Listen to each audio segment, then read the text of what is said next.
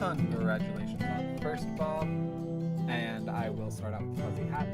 Give me just another couple minutes. I'm just making sure that everything is good to go before we officially get started.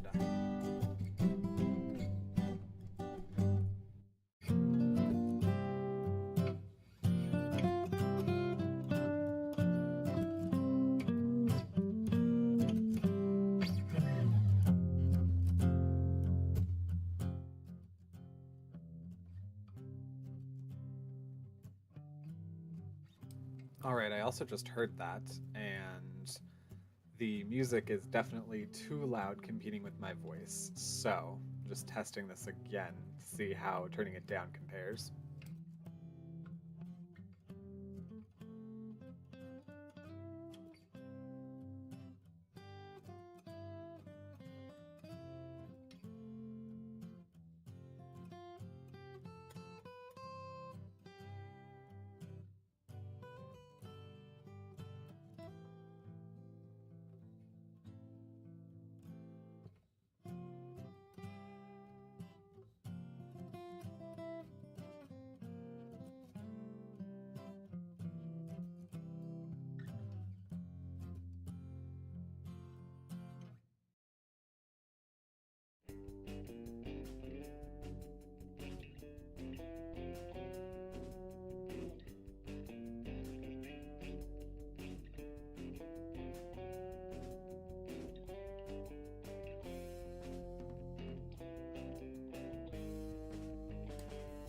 Also, welcome on in, Ruben, as well as Phil. Hey, Ruben. Also, I don't really speak Spanish. I know enough to understand that, but yeah, outside of that, no. Give me just another minute, and then we should be getting ready to actually get started.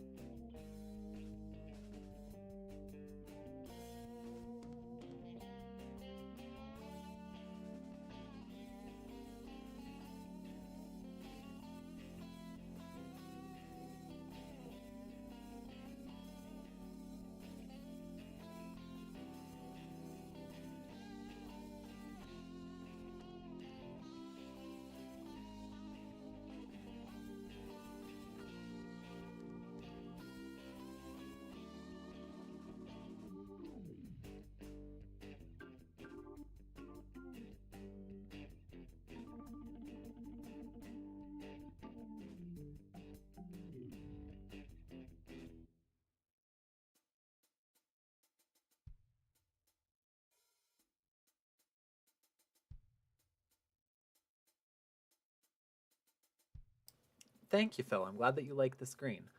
It's going to be super inappropriate for the start of the game, and I love it. I should probably have just staged the game with some royalty-free music. It'll be all good. Yep, I'm getting ready. I just need to close my door, make sure all animals are in, and then we're getting started.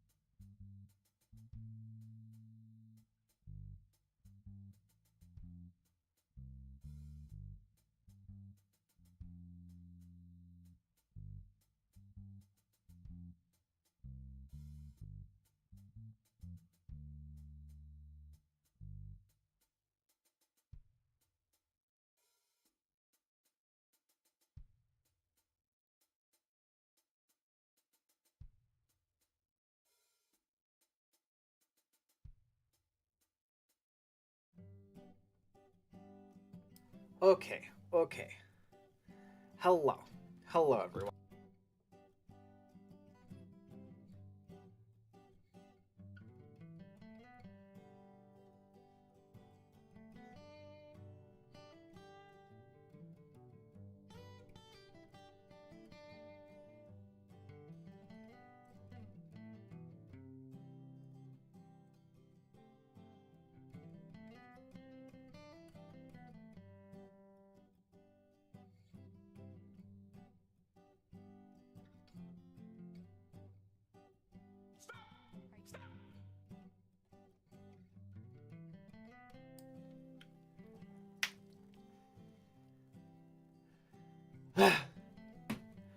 I think I saw no mic and was like, oh, let me correct that.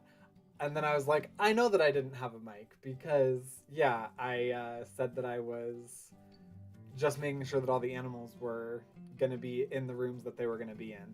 And then I needed to grab this little guy. So if you can kind of see him. It's an adorable little otter that BobCGames got me. Um,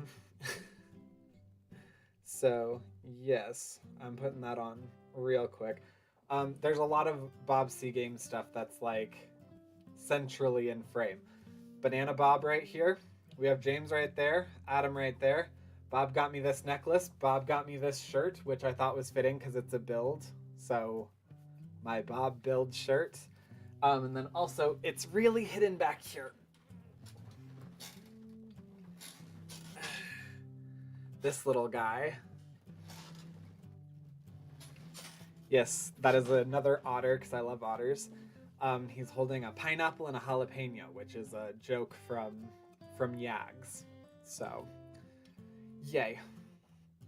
Yes, and so that leads to what we're doing today. Today we are playtesting BobCGames' game that is still in development. Daddy Dating Sim, which I know absolutely nothing about. Also, congratulations, Phil, for redeeming second.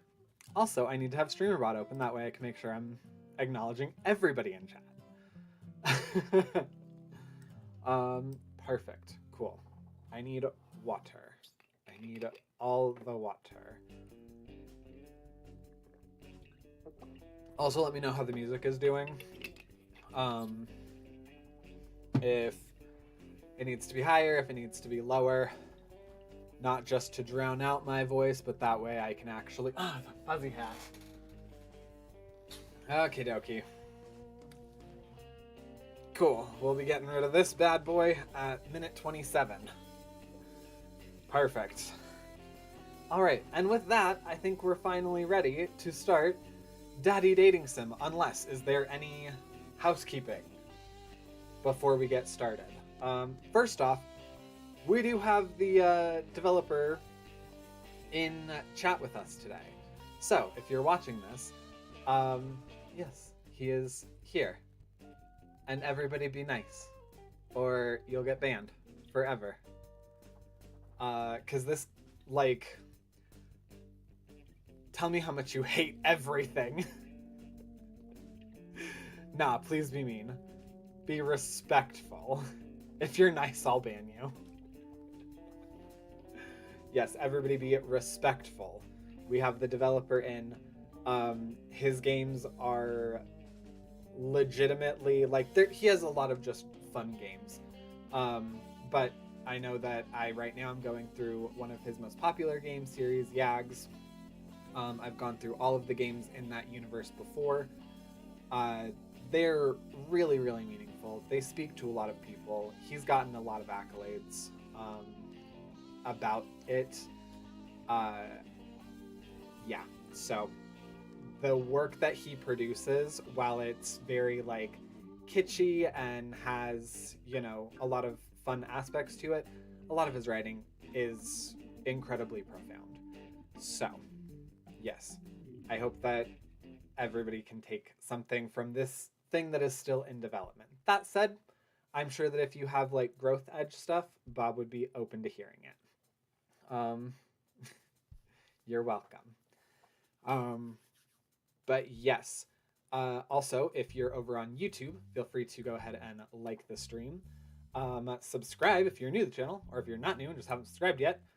If you're over on Twitch, feel free to leave me a follow. Feel free to check out BobCGames. He should be linked. If not, then that was a mistake on my part, but he should be linked in the stuff on YouTube. And if he's not, then it will be by the time this is a VOD. So, yes. And that will be my kitty cat. Come on in. Come on up. Uncle Bob says hi.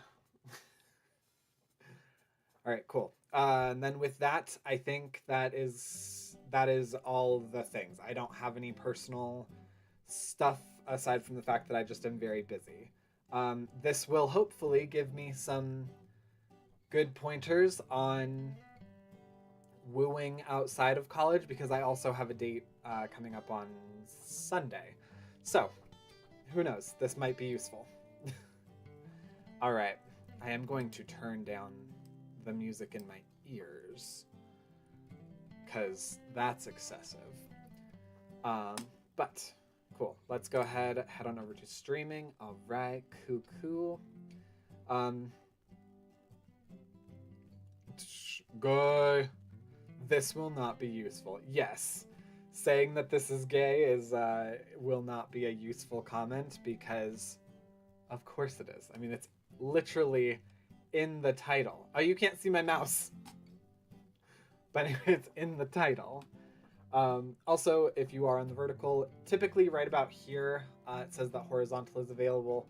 At any point, if you'd like to switch over, there is a horizontal one available.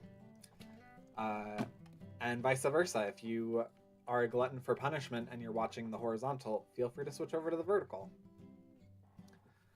Anyway, all right, let's go ahead and get started. Warning, this game includes discussions and depictions of homophobia, biphobia, divorce, depression, and alcohol use. This game also includes suggestive content and depictions of relationships between 2 or more men. Viewer discretion is advised. Oh, this also includes a lot more strong language compared to YAGS and ZAGS. I did go into the settings before we got started and made sure that it was at a level that I was comfortable with for stream. So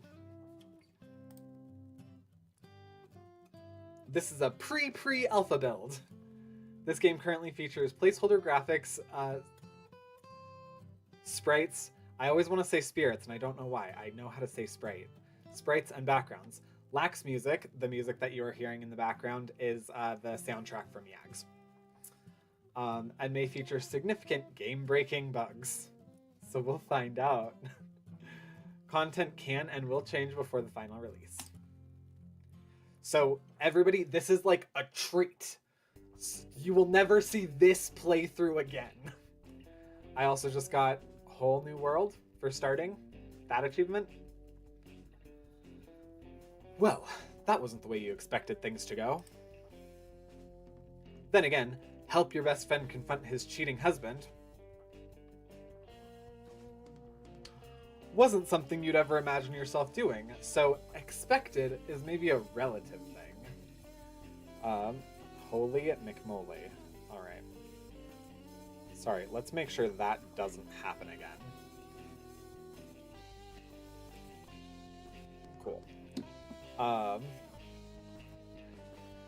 will say, before continuing this, I'm hearing a lot of things lately that I never thought I would say. The most fun sentence I've heard this week was that infertility and the act of putting digits in places can exist in the same space. And that was very fun to hear. Come out of an instructor's mouth. Anyway.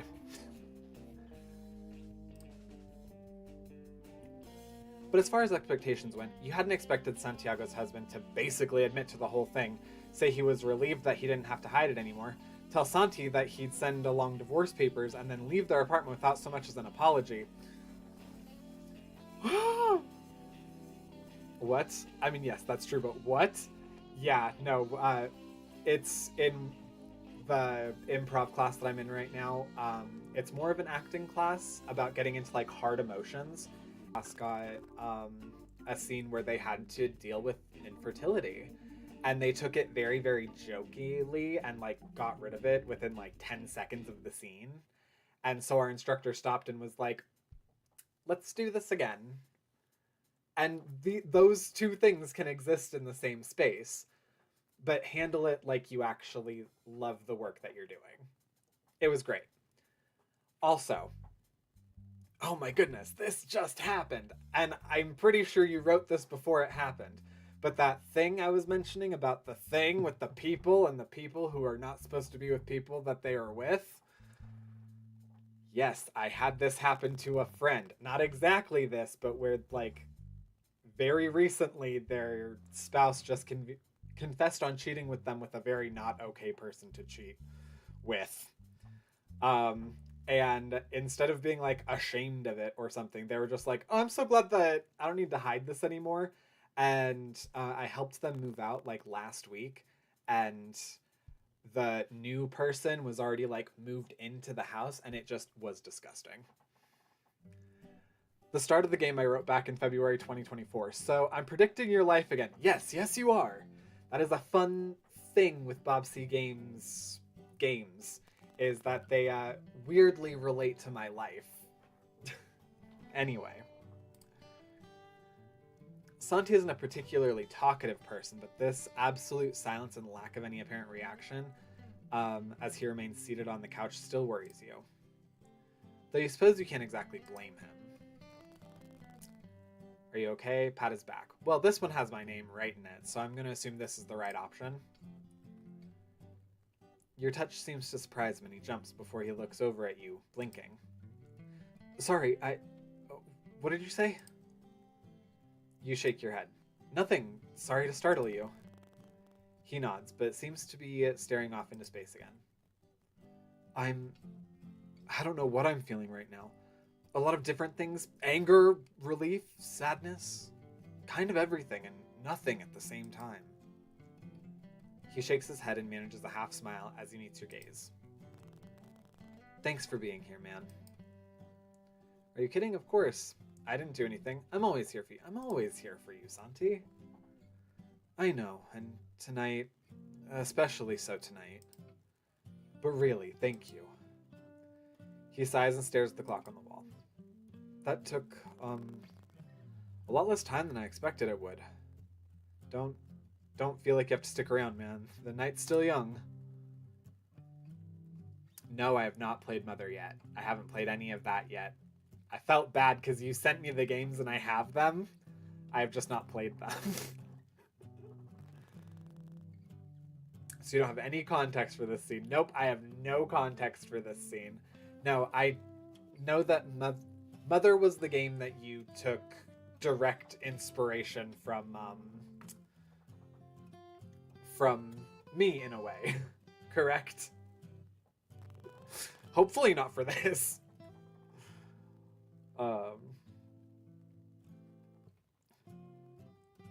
Mother is the series. Yes. Yes. The gentle suggestion to get out doesn't surprise you.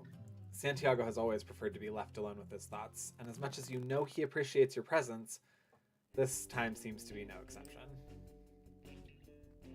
But that seems like it might not be the best idea right now. Do you want to talk about it? Sure, if you need anything. Let's go somewhere. A distraction. Let's go somewhere! That, that sounds appealing right about now. Put off whatever emotional reckoning I'm gonna have for a bit longer. Honestly, yes. Like, you're gonna have a hard however long, probably at least like a couple of days. So don't make today any worse. What did you have in mind? You hadn't thought that far ahead, so you grab the first suggestion that comes to mind. Bobby's? It's only a few blocks away, maybe a few drinks, and maybe you can find a guy for a revenge hookup. He takes the tongue-in-cheek suggestion as intended and laughs. Yeah. A couple drinks sound good at least. Okay.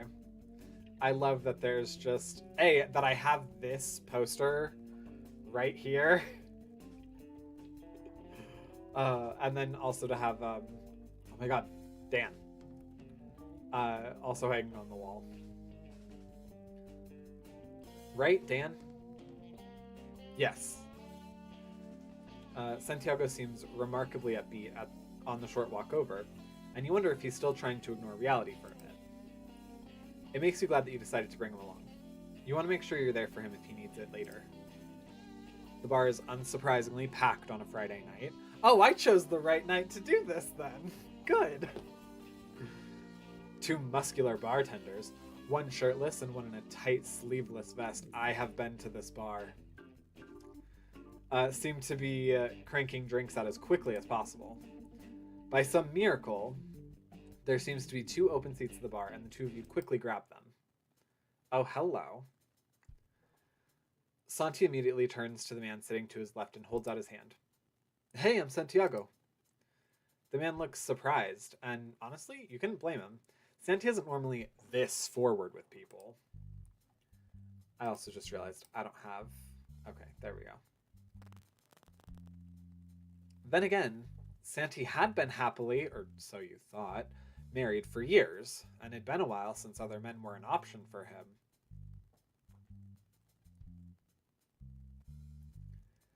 It's so funny how little I can relate to this now.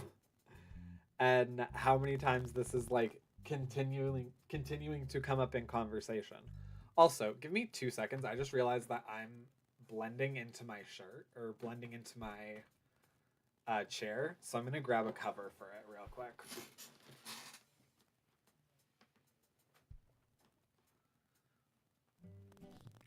Whatcha? There we go. Add some depth. Alright. You wonder if he's taken your revenge hookup joke more seriously than you'd intended. Ryan. Ryan shakes Santi's hand and then turns to you, and you realize you're being rude. What's your first name? Patrick. I'm Patrick. It's nice to meet you. He's hot. He seems like an absolute bundle of sunshine. I mean, he's hot. I'd hit. I like the facial hair. He's got like a look behind his eyes that says he's seen something, and I kind of want to know what it was. And then I kind of like his hair doing that like fire thing, but it's kind of graying. You try not to stare too obviously. You definitely understand what Santi sees in the guy. Yeah, you need all the help you can get with depth, Mr. Actor. That's why I'm in the class. That's why I'm in the class I'm in. You appreciate the beard, especially. Hey, I just said that. And the way the graceful gray contrasts his piercing brown eyes. Oh my goodness, I said all of this. I said all these things. Despite the slight scowl on his face. Okay, well, whatever. I also have been around actors and models and whatever. So, like, people that just have that face, it's fine. Ryan just nods before returning to his drink, and it seems like he might prefer to be left alone at the moment. You turn your attention back to Santi. What do you want to You're interrupted by the buzzing of your phone. Santi frowns and pulls his own phone out of his pocket, and you realize the 2 of you just received the same text from your friend Gabe. Hey, forgot to tell you my coworker is throwing a party tonight. Interested? You look up at Santi, who shrugs. Parties aren't really my thing, but free drinks are always a plus. Up to you, man. The idea of a party sounds appealing, and hanging out with Gabe is always fun, but there are also benefits to hanging out at a gay bar.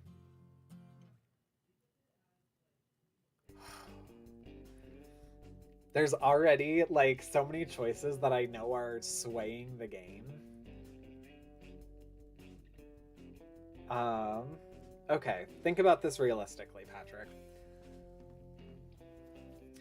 If I were already at a bar, and if I was with a friend... Okay, let's say I was with... Okay. I think I would actually stay at the bar. Rather than go party with friends that I already have.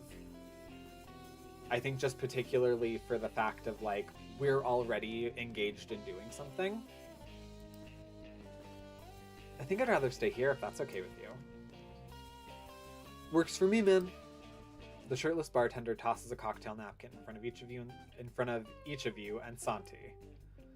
And you allow yourself to admire the view for a second. Hunky bartender. What'll it be? Whiskey, please. Neat. Ew. Do you have an IPA of some kind? I'm not pretentious AF. White wine, maybe a Riesling. No, because I don't make six figures. Something fruity. That sounds like me. If you hadn't come to the bar, you literally will never meet Ryan in the game. Oh, really? See, I'm already making good choices. I'm already making life-altering choices. Something fruity. Cosmo? Ew. That's great, thank you. Bob, I have a critique. Long Island iced tea. All I'm gonna say. Same for me. The bartender nods and disappears to grab some bottles. Santiago turns back to Ryan. So, Ryan, what are you...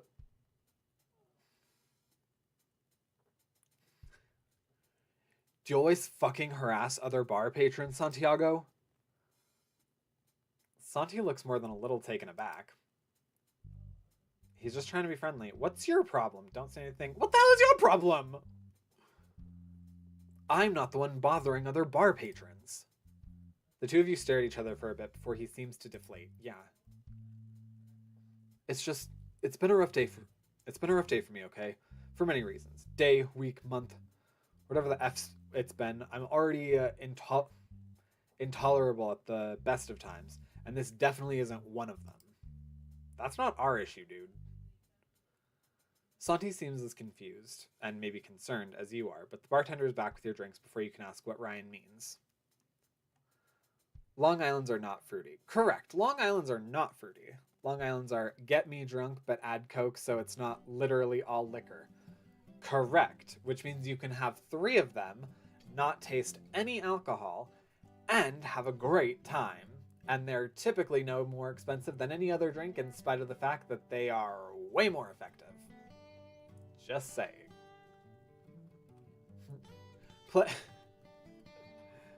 Have some of your characters seem as though they don't make 6 figures, and instead of just a fruity drink, a get me messed up as quick as possible on a budget drink. There you go. Santi, already read that. Ryan stares at his glass for a bit, swirling the drink around in the cup before speaking again. I lost my husband 2 years ago. Today. He was killed, and some other... He shakes his head and tries to think why 2 years ago should be meaningful to you. Something about... Some other forking shirt with mother happened, so I'm not exactly in a good mood at the moment. It's not your fault. Alright, I take it this is very much where I need context from the other game, or where that would be beneficial. Also, I can hear myself smacking. Wrestling isn't necessarily expensive.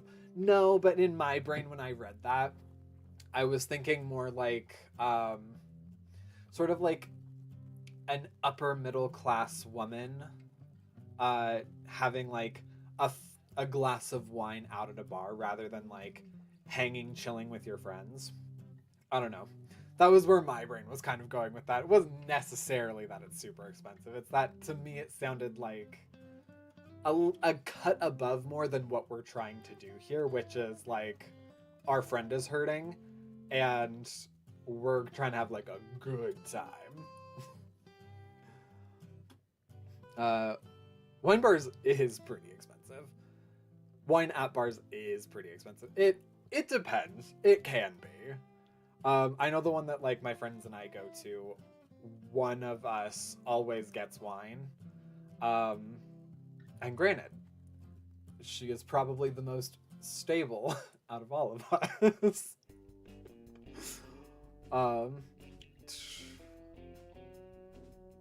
That sounds like a nudge nudge wink wink. Hey, Bob, get me a drunk next time we're together IRL. I mean, I won't say no. Fair, add a get me shirt faced option. That's what I'm saying. On a budget. You can find like good Riesling for like 15 to 20 a bottle. At a bar? Ooh, Kelly, where are you going? Where are you going? I want to go there.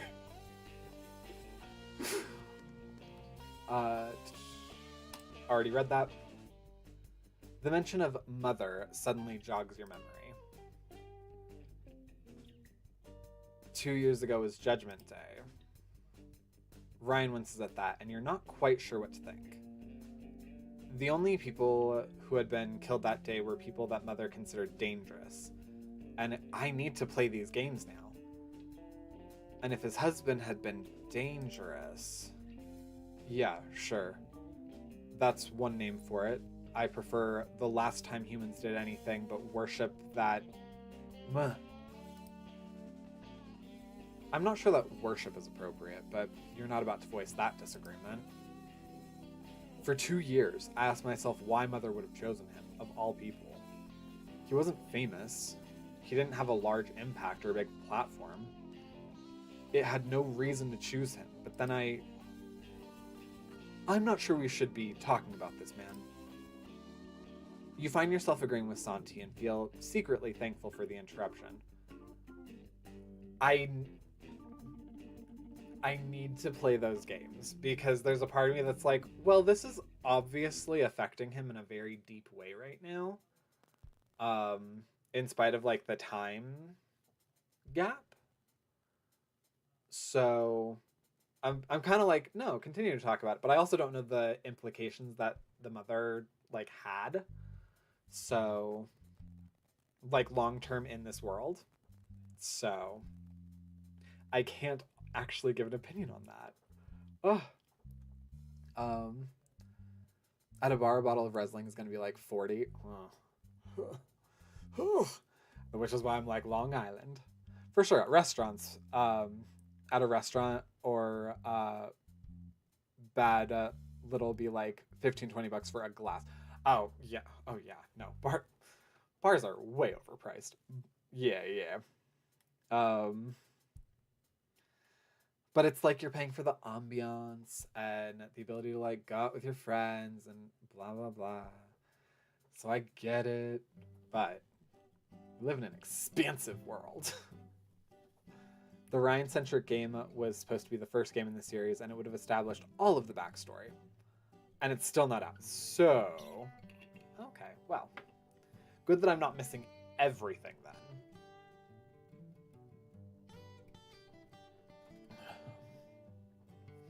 Okay. There was a reason no one talked about Judgment Day. A reason different people called it different things and no one celebrated it or mourned or even acknowledged the dead.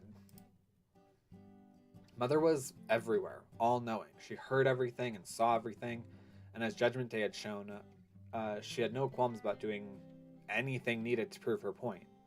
Fear was probably appropriate, but that was apparently a sentiment that Ryan didn't share. You watch him scoff and take a huge swig of his drink. You're welcome to be afraid of our forking omniscient, omnipotent AI overlord if you want to. I'm done letting it fork with my life. He looks up and stares at Santi, cold resolve in his eyes. Okay, I'm curious, and you can tell me play the game. That is a totally fine answer. Is Mother still a thing in this world? Like, is the actual program still a thing? And will that matter in me making decisions? Yes. Okay. I thought so, but he looks up and stares at Santi, cold resolve in his eyes. That's why I'm here tonight. Okay, I get it. Santi looks away and seems to shiver slightly, and you try to think of a way to change the subject. What do you do, Ryan? Depends on the route. Oh, I'm probably going to end up on a route then where I don't know the information. His gaze returns to his drink, and he shrugs. I was an astrophysicist. Now, I don't know. I've been working at the grocery store stocking shelves, but after He shakes his head. You didn't want to talk about Mother, so I won't say anymore. Let's just say I'm doing forecall, right? But maybe it's exactly what I need. He looks back up at the two of you. You? I work in software. I work in finance. I do medical billing. Bob, you wanna include a not 6 or 7 figure job?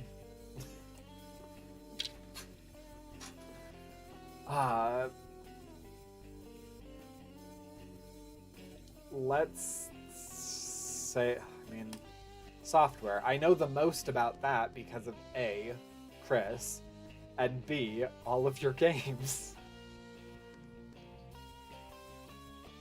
Patrick and I work together, but we've been friends since before that. The last one is supposed to be, I don't make a lot. Medical billing is your I don't make a lot?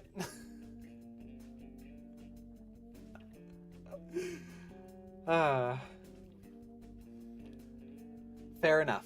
Less than software engineers and less than certain finance careers. Sounds like I should change that. No, you keep your artistic integrity. I will say I've read a lot of your writing, and I will say people that have your idea of what a less well-off person is maybe not on par with how less well-off people are living. Just saying. But I don't think it's I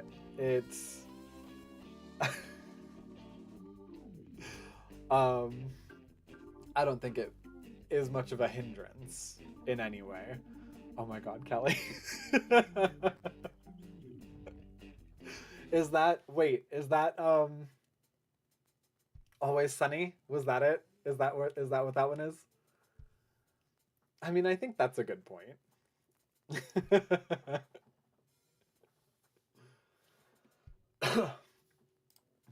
He nods and takes another large swig of his drink.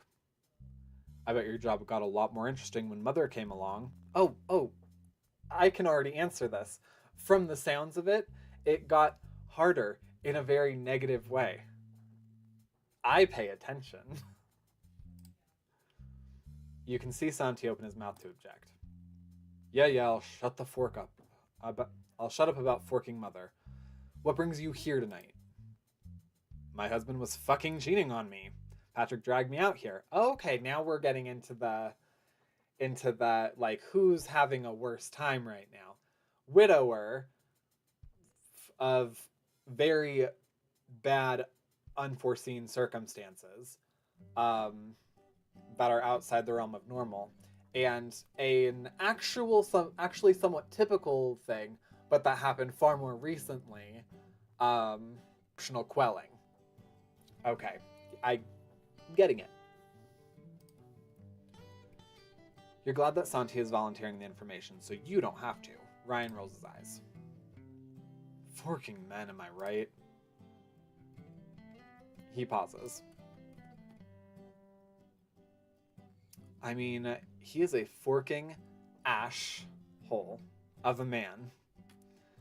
Not that he was forking men or forking ashes.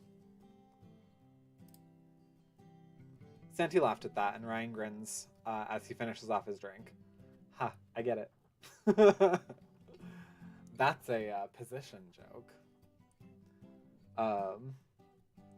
Charlie, work. You got it! It's been so long, and I know that they did like a revival.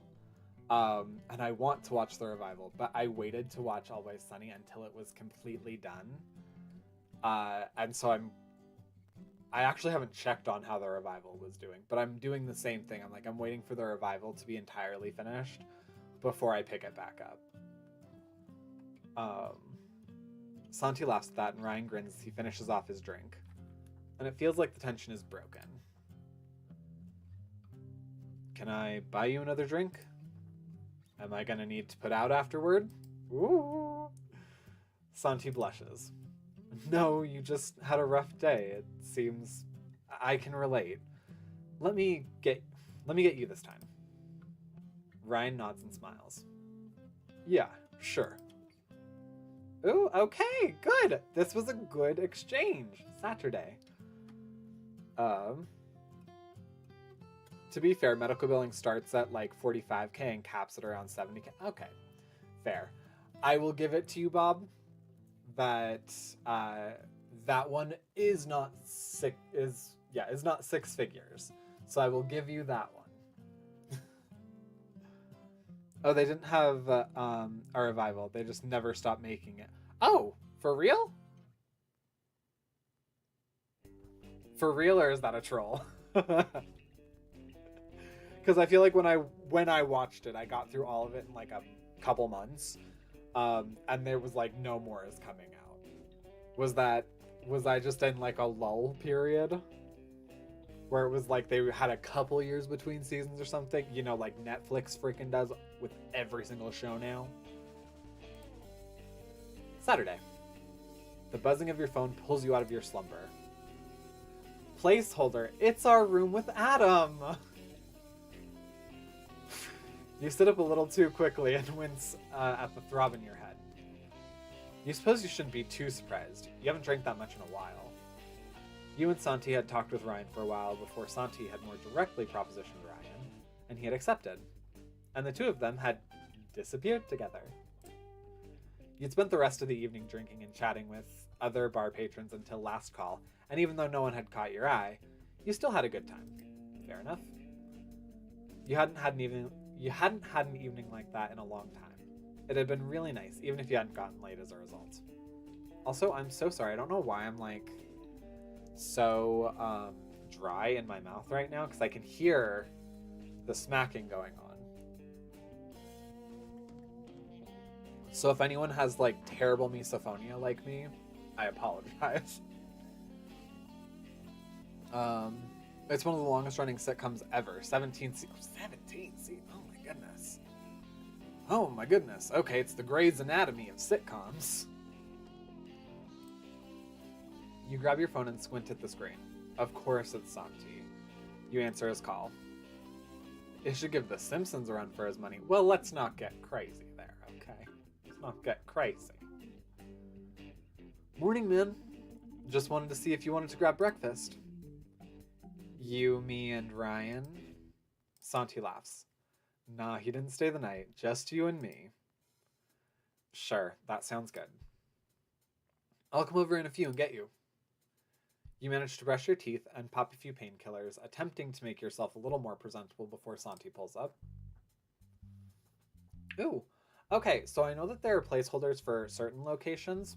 I'm gonna also see if making my lips less chapped helps. But the new locations that you do have are like amazing. Soon you're seated at a table with Santi, nursing a Bloody Mary and hoping it helps with your headache. Yeah, a little hair of the dog. Santi's pretty quiet and you're not sure whether you should interrupt his thoughts. I think I was just disappointed more than anything. Like, I already did all of the anger stuff and I didn't want to be sad, so I just wish things went differently. That is very real. You can mourn your relationship while you're still in it, when you know it's like dead. Excuse me. Live action sitcom. Anything that doesn't say placeholder is not a placeholder. I have amazing artist friends. You truly, truly do. Yeah, no, this looks great. You'd been expecting this conversation. Santi... So sorry, my voice is also just gone. Santi usually talks about his feelings with you after having some time to process them. I wish things were different too. Disappointed seems fair. You probably want him to feel some remorse, but you can't control anything about how another person feels. Rub his back. I did that already. And while I do like certain physical touch, I don't feel like this necessarily warrants that. Especially looking at how everything's set up here, I don't think it's realistic for me to do that. I wish things were different too. He nods. I feel like I should be more hurt than I am. Like, it's almost a betrayal of how I should feel about him that I'm not more hurt.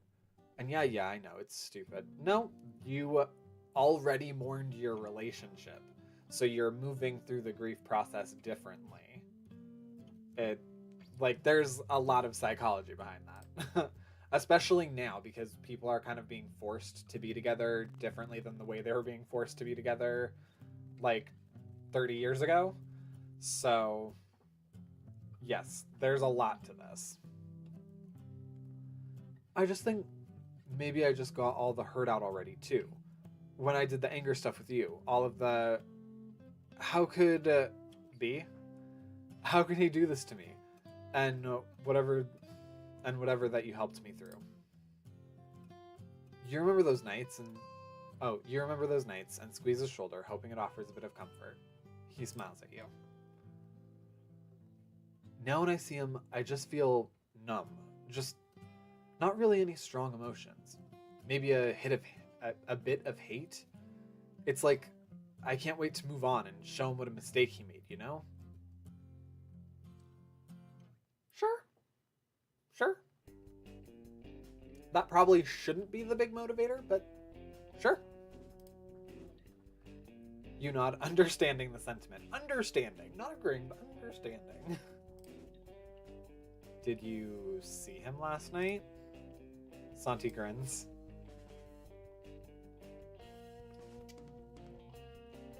Albert walked in on me and Ryan. He had the forking nerve to be angry at me for it, and... Hey, shh. He holds a finger to your lips to silence the objection he knows is coming. Ryan was a gentleman. Well, not a gentleman, but he punched him in the face and got right back to it. It was kind of awesome.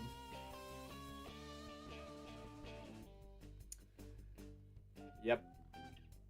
I have my own alignments with this. So yeah, cool. Good for Ryan. I'm glad we decided to meet Ryan. Ryan is a mood. Albert stormed out afterward. I think I wasn't really paying attention. I assumed he was feeling humiliated. That sounds like him, actually. I was so forking blind. But this makes the whole thing easier, at least. Are you gonna see Ryan again? Santiago shrugs. Probably not. He's hot, but I don't want a part of whatever crap is happening between him and Mother. No way I'm going to risk angering La Jefa? Did I say that right? Also, not that I kiss and tell, but he likes being forked, and I like being forked. So that's not really great either. And it's not like I ever needed any toys with Albert. Well, maybe don't instantly connect him to Albert, but sure. Santi shrugs, then grins at you. What about you? Meet Mr. Right last night? You let him change the subject. I didn't. You would have been the first to know. Santi pats your back. We've got to get you back on the apps, man.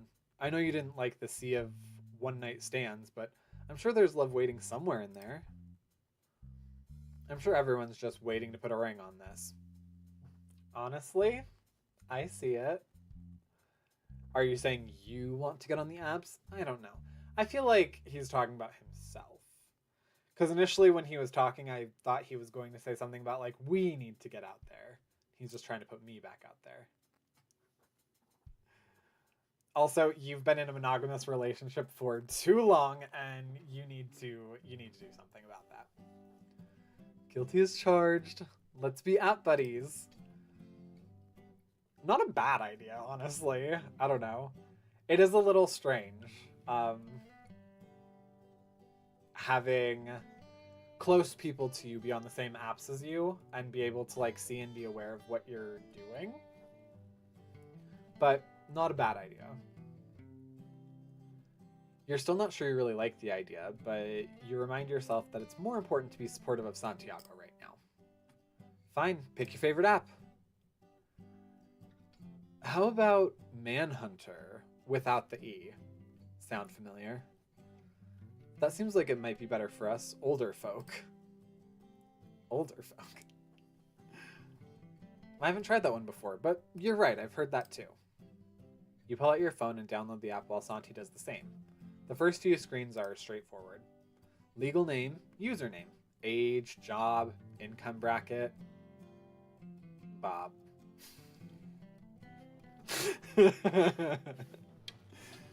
Pronouns, sexuality, monogamy, looking for. Santi is 45 for context. I don't think 45 is really older yet. But maybe that's because that's still like the age bracket that now I'm starting to look at. Yeah, when like 18, 19, 22-year-olds, like when they're trying to hit me up, I'm like, oh, no, you're a child. Get away. And then when someone that's like 41, 42 is coming at me, I'm like, okay, like, you know, sure. Why not? You were reasonably still in school when I was in school. Sure.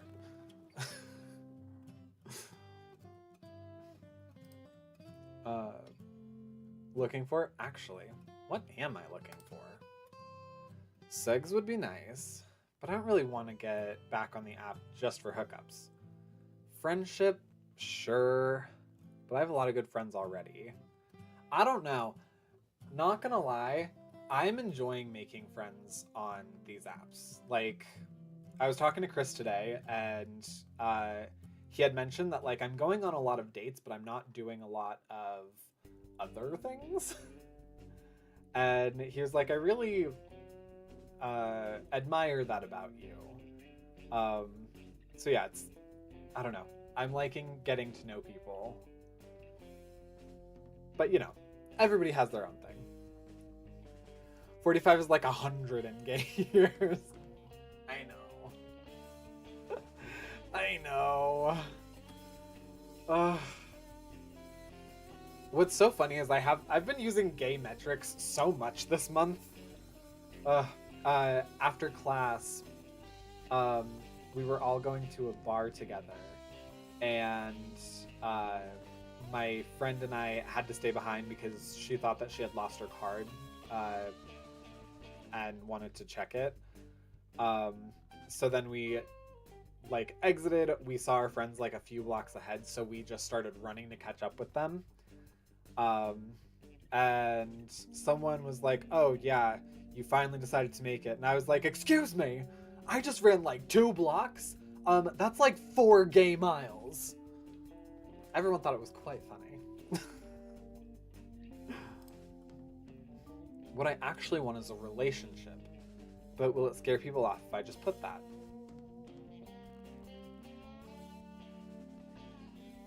I will say, I don't think saying that you want a relationship would immediately put anyone off. I will say for myself, when I see that on people's profiles and that's like all that they're looking for, it is a bit of a flag for me to not reach out to them, because I'm like, I'm already in 2 committed relationships and I'm trying to get to know more people to like expand my circle of friends. And also, if like being my friend comes with other territory, then great. But I'm not looking to be like someone's primary. So it could definitely, for different reasons, make people not want to approach you. But in general, you're probably more likely to find someone that is also looking for what you want if you're honest about putting what you want out there.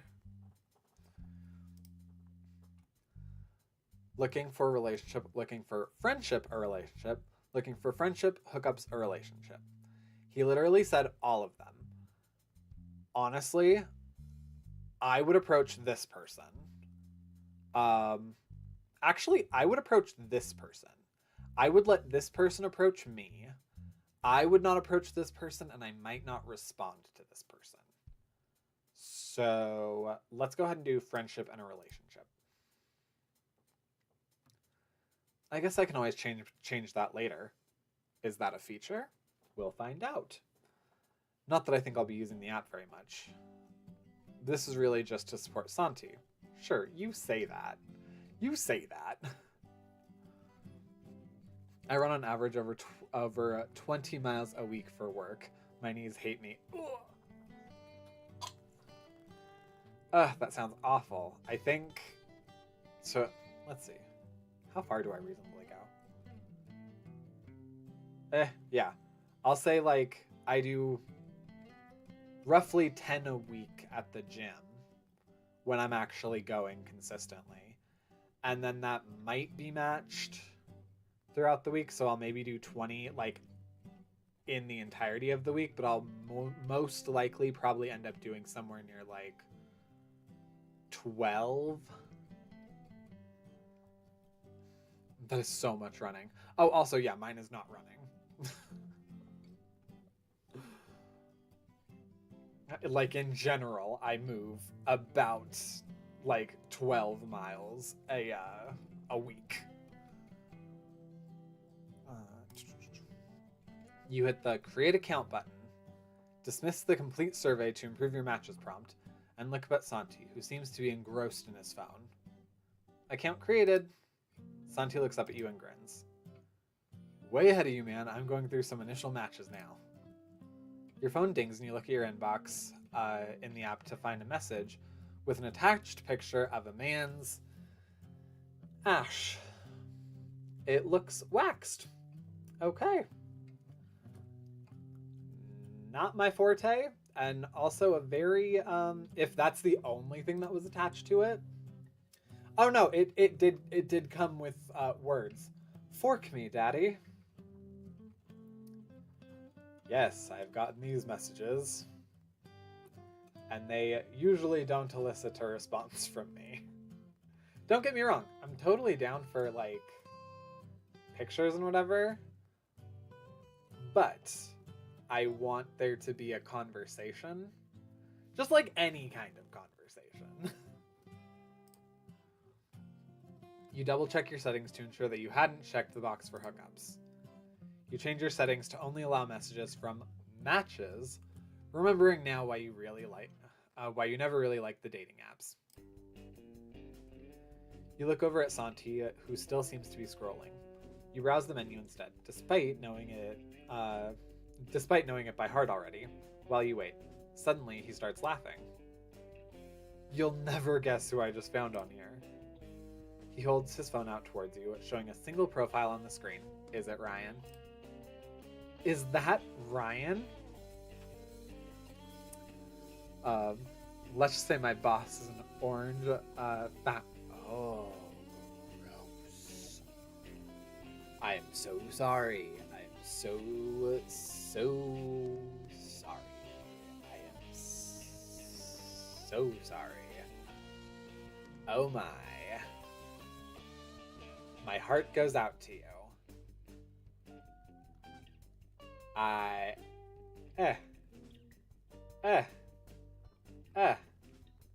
I'm also gonna hope that that just means that you work in general, in like 2 years, 8 months left.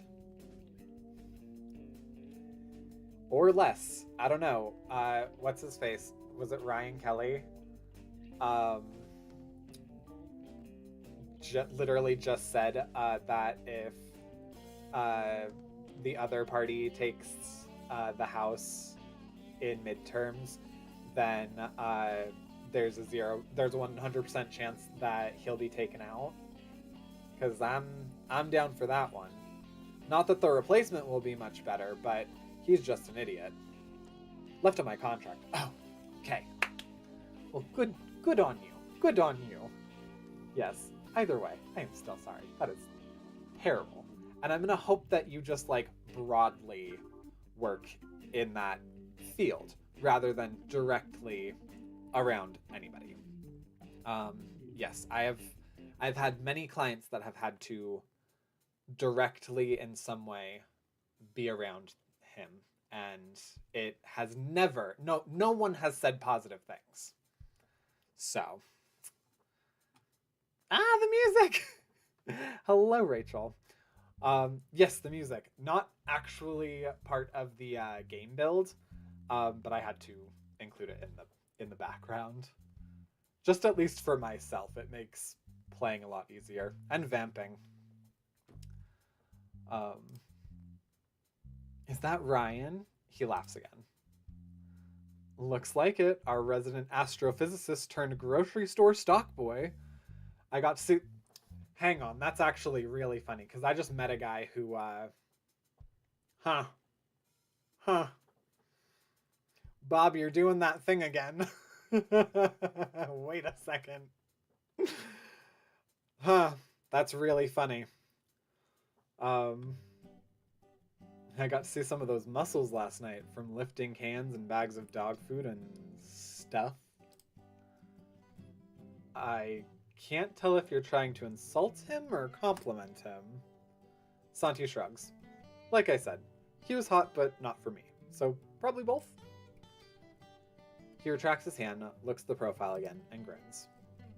Looking for hookups or relationship? We already know he knows how to commit, since he had a husband. He's got your name written all over him. Okay. I might be down.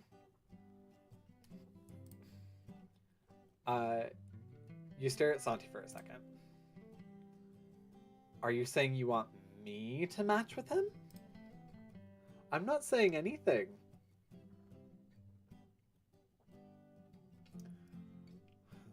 Interesting. You do you, man. I'm just saying I don't care if you're interested. You're trying to think of how to respond when the waiter approaches your table and asks for your order. Saved by the bell. Eggs Benedict, please. Nutella French toast special. Yogurt parfait with granola. Veggie omelet, please, with wheat bread. Alright, I don't like eggs. So, all three of these, I really could not eat. The Nutella, great. Toast, great. The French part makes it difficult. I also am not a granola fan, but a yogurt parfait is reasonable. If these are my only options, that I would pick that. Is this an attempt to make me eat healthier, man? Santi grins at you. Kidding! But you know, I'll try the same thing. But give me a side of bacon, too. The waiter nods and walks away, and you take the opportunity to change the subject away from dating apps. Did you see the latest Mars mission progress? Nope. Wait, this is Bob's universe, so this might mean that terrible people are not involved in this. Anything you want to do today? That actually sounds more like me. Santi shrugs. Not in particular. The weather's nice, so we could go something outdoors. Bob, you making notes about where you're spelling? What you're putting in?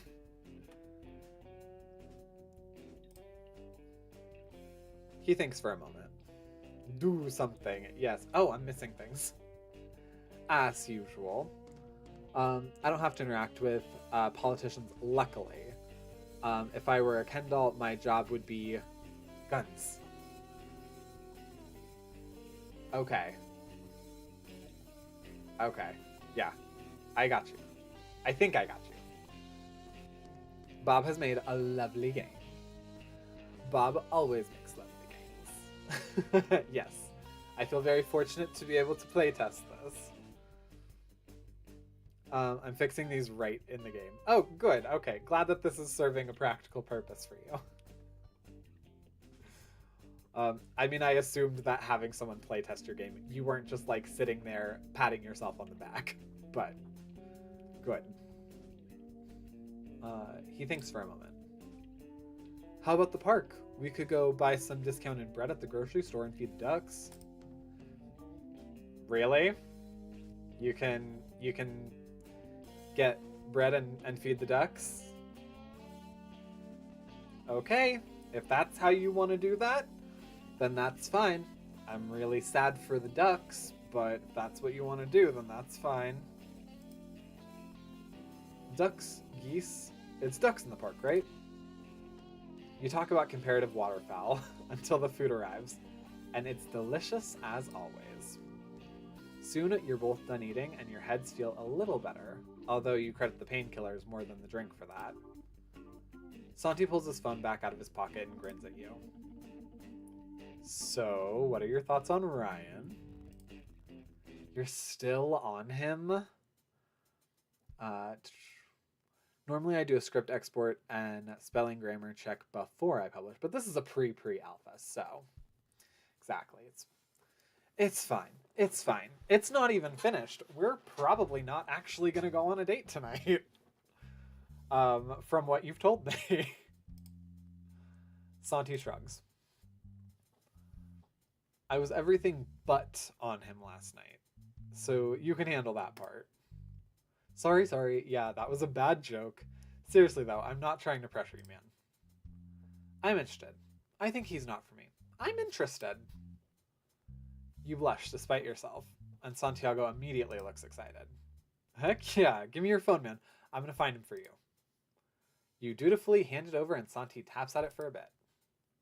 Found him. Apparently you can include a message with your match request. What do you want to say? It's Patrick, we met last night at the bar. It's Patrick, I really enjoyed our conversation last night at the bar. It's Patrick, my best friend wants me to message you. It's Patrick, we met last night at the bar. You hooked up with my best friend. I feel like that's a little aggressive. Just casual. We met last night at the bar. Santi nods. Short, to the point, got it. Give me a break, Santi. I haven't done this in a while. No, I feel like that's a good, like, message. Santi just stares at the screen as he taps for a few more moments before handing you back your phone. Done. Keep checking to see if he accepts your requests, I guess. In the meantime, let's look up some guys for me. Okay, I will say, this can be a fun game of, like, comparing guys, like, yes, that can be fun. I can see Santi potentially being the type of person that definitely has a problem where he gets way too invested in this and then he's like always in his phone, always in the app, and that's a bad thing. That's when it stops being fun. So, Santi, watch yourself. The two of you spend some time reviewing guys for Santi, and you give him some advice on dating in men. Eventually, the waiter drops off the check in a not-so-subtle hint for the two of you to leave. Been there. And you figure you've taken up a table for long enough. Park? Sounds good. You're leaving the restaurant when you spot a familiar face walking towards you, holding hands with another man. Santi grins. Well, look who it is. Okay.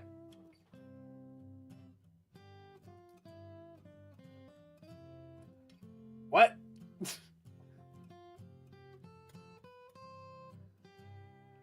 Okay. Your friend Jason laughs. Pat's like, what? Well, I mean, is this Nick? Is this not Nick, Nikhil? Is this a placeholder or is this the model? And am I just not remembering correctly because I skipped last night's stream? Placeholder. Okay. Okay. He doesn't have placeholder written all over him. Your friend Jason laughs. Well, this is a coincidence. Nice to run into both of you. How are you doing? Santi shrugs. Other than the fact my husband cheated on me and now wants a divorce, can't complain. Well, that's one way to break the news. You're absolutely remembering correct. You'll run into Adam later too, and Jake. I'm curious how I'll run into Adam and Jake.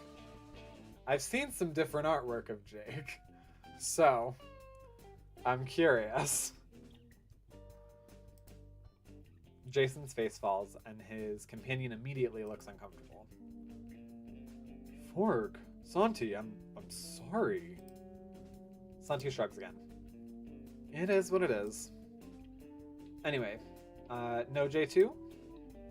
Jason shakes his head. He had another late shift, so he's at work. But Raj and I... He suddenly seems to remember his companion. Oh, right! I don't think you two have met Raj before. Raj, this is Patrick and Santiago. I can see what Jason sees in him. Well, hello. I'm surprised it took this long for us to meet. You know, I'm actually gonna say no thank you. Mostly for the fact that if this is a placeholder similar to what he will actually be, then this is what I'm talking about, where like when I am this age, this is a child to me.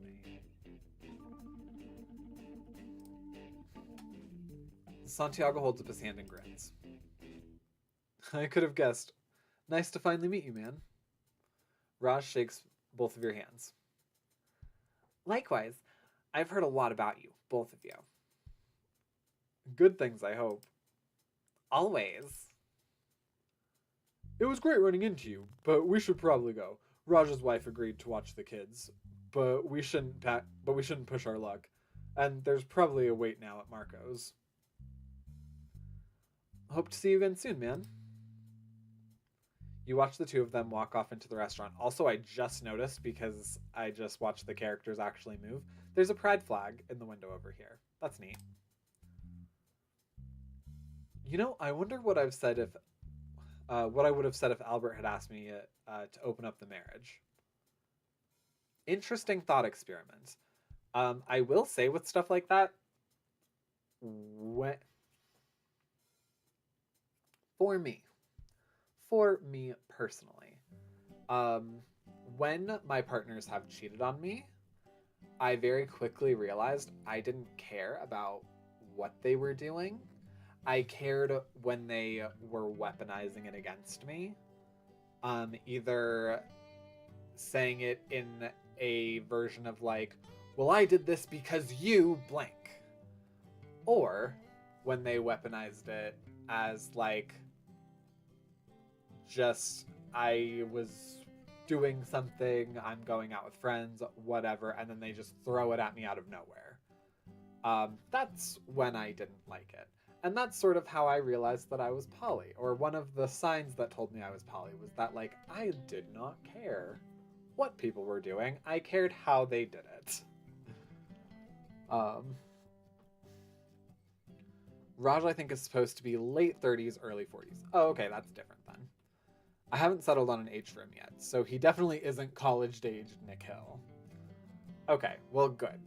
Yeah. Not to say that it would be impossible for him at roughly that age to have, like, a wife and child, but, you know. But you like monogamy. Like Jason J2 did? I'm not going to say this one, because the way that this is phrased is leading. It's telling him what he likes before he's given time to think about it, which sometimes is useful. In this instance, it could be useful because we could be blocking him from trying to go back to Albert in any way, being like, what if we just, you know, opened things up and made it work that way. But in this instance, since Santiago is going on a new self-discovery of what he wants in a relationship, if he realizes he wants more partners, then I would rather open that up for him. I'm missing things. Adam equals Caleb, who is 41. Jake equals J2, Joe, 42. Oh, okay. Should I rephrase that as, but you've said you're monogamous? I don't think you have to rephrase it. If you would like to, you're welcome to. I'm saying with my perspective personally, um, for me to pick this answer, it would be because I'm specifically trying to get him away from going back to Albert, which if I had chosen either of the other paths where we stayed at home or we went to a party and there might have been more of a discussion about Albert or about his hurt feelings, I would use that one. But right now, we just sat down and talked about apps and what we want out of like guys right now. So this one seems more apt to the conversation that we were just having, where this is opening him up to be like, what are you thinking you want in your relationship now? Do you want to mimic it after these people, or do you want it to be the relationship that you thought you had and you still want something like that image? That's more what I'm getting with this justification of these answers. Yeah. Like, fine, monogamy is important to me, but I mean, he shrugs. Oh, okay, no.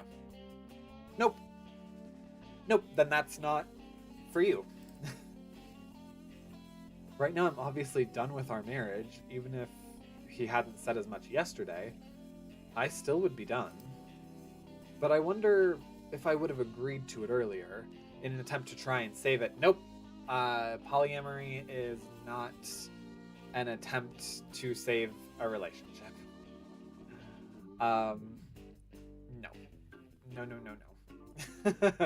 Having a kid is not an attempt to save a relationship. If you're trying something out to save a relationship and that thing isn't like therapy, no. Nope. No.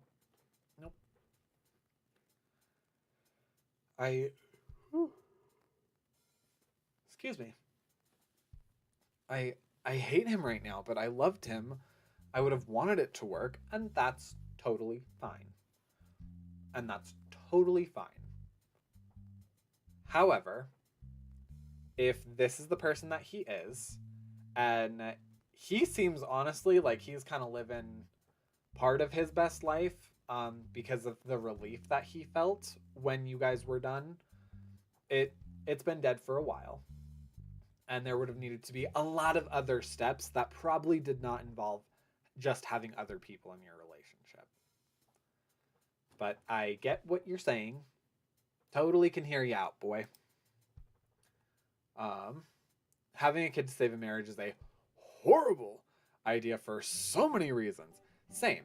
And the same thing is said about like bringing in people to your relationship. Like, okay, using my relationship, if Dorian and I hadn't been on the same page and we were like floundering and decided like, oh, let's open up our relationship to save it, and like we had met Chris, we would just be dragging Chris down with a failing relationship. That was not what happened. Dorian and I made the choice that we made because we were in a happy relationship and we wanted to explore and try this new thing that we were feeling together. And we got another partner, and that elevated our relationship. Just in the same way that like when two people that are together have so much love they want to bring a child into the world and be able to foster love for a lifetime on another being, that's the totally appropriate time to bring a child into the relationship. If it's your like saving factor, never. No. Stop. Including because it's horrible for the kid. Exactly. Yes. Hi Tuesday. It takes a lot of attention and work to save a relationship, and new partners and new kids also take a lot of attention and work. That so hard. So hard. Yes. No. Like if you hinge like bringing any kind of entity, be it a kid, another like partner, a puppy, into your relationship as something to like save it, you're trying to distract yourself. That's the only thing that you will succeed in doing. is you will distract yourself with all the work that it takes to care for a baby, all of the work that it takes to train a puppy, all of the work that it takes to learn an entirely new person that you're inviting into your life. But as soon as those start to become normal, you're gonna see all of your problems come back, or you're gonna see them get worse. So, yes. Good job, everybody. Good job, chat. I'm glad that we are all on the same page, and I have a community of people making healthy choices. There's nothing wrong with monogamy, just like there's nothing wrong with polyamory. Correct. It wouldn't have worked. You would have resented him. You don't have to settle. I haven't. Okay, this as a blanket statement is true. But if he is saying he wouldn't have been happy, it wouldn't have worked. So this is more of my instant. This would have been my justification. And this is like sassy brunch. So I'm gonna say it wouldn't have worked. He shrugs. You're probably right. I guess that means I'm glad he never tried to ask me and instead just decided to find himself some twink ash because, I don't know. Because I don't know what I would have done if he had. He shakes his head. Anyway, shall we? Oh my god, it's the campus.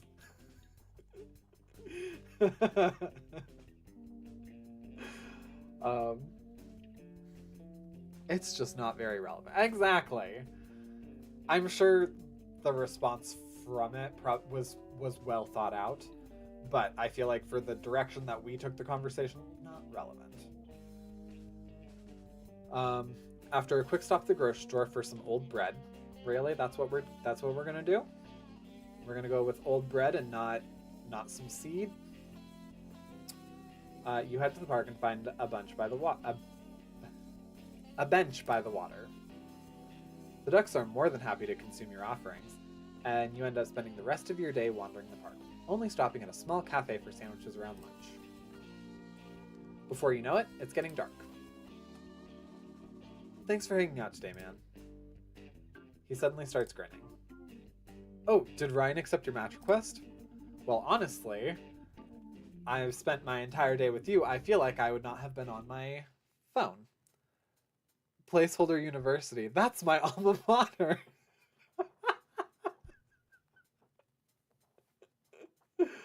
Oh, I love that. Oh, also, for anybody that is just joining us, either on YouTube, on Twitch, whatever, we are playtesting a new BobCGames game. It is Daddy Dating Sim. It is very interesting so far. We are in like pre-alpha. It's very much like the writing is not even finished. We are getting a treat of looking at the game in this stage. We will never see this again. We will never see this version of the game again. So anybody watching this in real time or as a VOD, you are getting a treat because this version of the game will never exist again. You'd honestly forgotten about that, but your fingers still tremble as you pull out your phone and open the app. There's a notification that Ryan has accepted your request and some messages from him. Hey, is that the part where I propose going out on a date? Tomorrow night around 7? Boy knows how to work. He wants to go on a date tomorrow night. Santi's grin gets bigger. Yes, Patrick, you're glowing right now. You're pretty sure you're blushing instead. Oh, what's so funny about this is Saturday. He's going on a date tomorrow. I, in real life, have a date on Sunday. But not with the astrophysicist. But you don't bother correcting him, instead typing a quick reply. I'd like that. Tomorrow at 7 works for me. How about Marco's for dinner? Well, now that you have a hot date tomorrow, you should head home. You give Santi a hug before you each head out, and he promises to call if he needs anything. You're settling in for the evening when your phone dings with a message. You pull it out, and it's from Santi to your friend group. Yep. It's funny, I went so long not really being part of like group chats other than like ones with like my sisters or whatever. And then over the last couple of years, I've like had a couple with neighbors, maybe like a project thing, or like everyone's doing something, so there needs to be a group chat for that one event. And now like most of my texts are going into group chats. The friend group to Polycule Pipeline. I mean, actually, we'll see which way that goes. That would be interesting. If you haven't heard yet, oh no, nope. This is a negative. This is a negative. If you haven't heard yet, Albert was cheating on me and we're getting a divorce. Don't know how much I want to talk about it right now. You monitor the thread for a while in case Santi needs anything. Everyone sends their condolences, and you're pretty sure Jason directly tells Gabe to shut up at one point, because Gabe's curious questions in the thread suddenly stop. We've all been there. We've all had to text someone to be like, hey, maybe don't right now. Maybe just support. The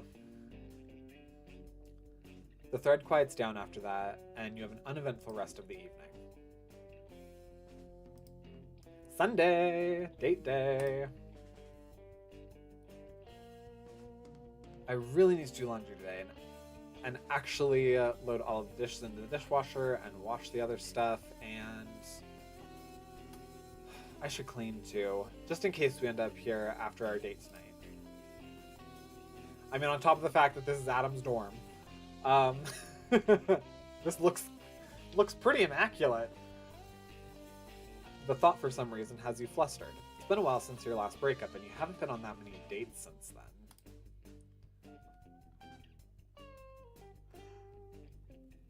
Excuse me. So sorry. I'm just so tired today. Your desire to make a good impression forces you of bed.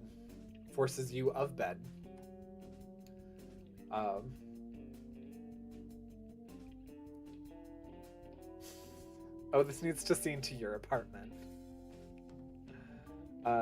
You're not still in the park. Oh, for the last scene? Yeah. Ooh, for the placeholder, use James's apartment. That's one of my favorite, like, locations in all of the games. Forces you out of bed and dutifully take care of the apartment. By the time you finish, it's mid-afternoon and you make yourself a sandwich and wonder if you should call Santi. Call Santi, go to the gym, have a quiet afternoon by yourself. I went to the gym today, so we're gonna go to the gym. You head to the gym, find it unusually empty for a Sunday, although you suppose it's still a little early. You spend the time doing mostly aerobic exercises. Soon an alarm on your phone reminds you of your date with Ryan, and you head home to shower and change. You feel a lot more nervous than usual as you drive to the restaurant to meet Ryan, and not just because it's been a while since you've been on a proper date. Ooh, I do love that apartment. It is chef's kiss. Probably only truly surmounted by Carlos and Nick's apartment. Ryan is already waiting in the front of the restaurant, and you have to double check that you're not late. He seems to be unsure how to greet you, settling for a handshake that you think would be amusing if your nerves weren't still getting to you. I don't do handshakes, thankfully. I have gotten better at just like instantly offering a hug, especially if I'm on a date. But I will say I did the guy that I'm gonna see on Sunday, on our last date when we were leaving, he messaged me after and was like, it would have been okay if we kissed. And I was like, okay, I felt that energy too, but I wasn't sure.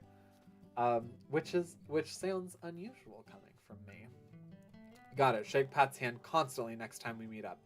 Last time you said you would give me a lot of rocks, and I left there with no rocks. Just saying.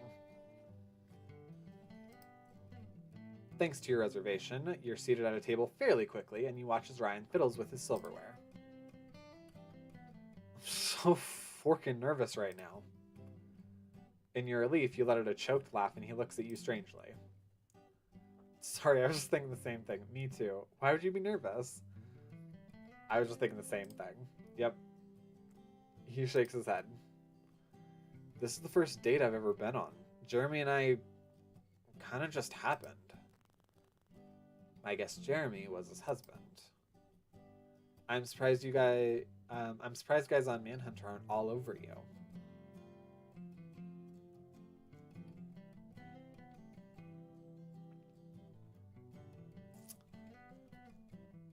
I typically don't do this one on a first date. Because I am meeting more people that like are into like poly and yeah, sounds a bit awkward, right? Yeah. Like, it's fine. And I know some people are okay with that, but like, I know personally I'm not asking other people about their partners or their past partners on the first date. I don't want that to be the focus. So, I'm surprised the guys on Manhunter aren't all over you. Not that he isn't saying that they aren't. He shrugs, but you think he's blushing slightly now. Anyway, what's good here? They have decent pasta. Burgers are good. I like their salad. I usually get one with chicken. This seems like the thing I would get. Oh, this does have more options, but you didn't make choices to unlock them.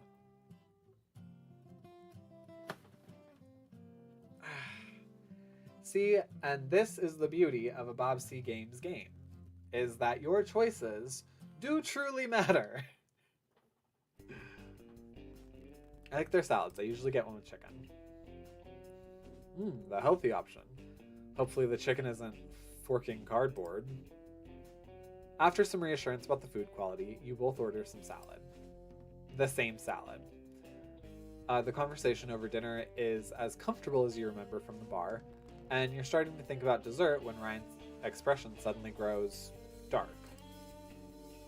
What the fork? You follow his gaze to a man who's just walked into the restaurant. No, not a man. An android? The chicken was cardboard after all.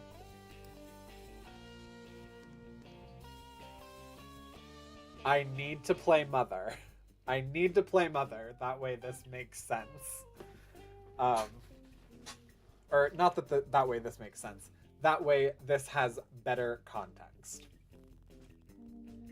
In contrast to the androids, you're used to sporadically seeing, all gleaming metal and plastic in a vaguely humanoid shape. This one is much more obviously human. Oop. He's also dressed, which strikes you as unusual. Existing androids had no need for clothes, and you wonder if this model was closed so it'd be easier to integrate in society. Not gonna lie, he's an attractive android. I mean...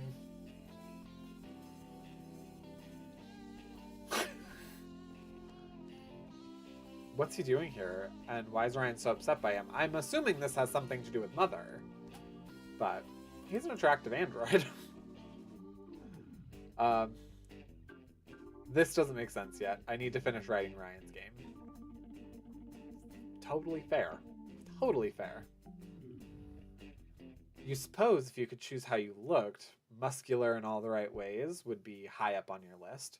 But it looks good on him without seeming too artificial. You tear your gaze away and look back at Ryan, who's staring at the android with what looks like murderous intent. Before you know what's happening, Ryan has knocked over his chair in his haste to get up and has stalked over to the newcomer, his hands balled into fists and looking like he's ready to throw a punch. What the fork are you doing here?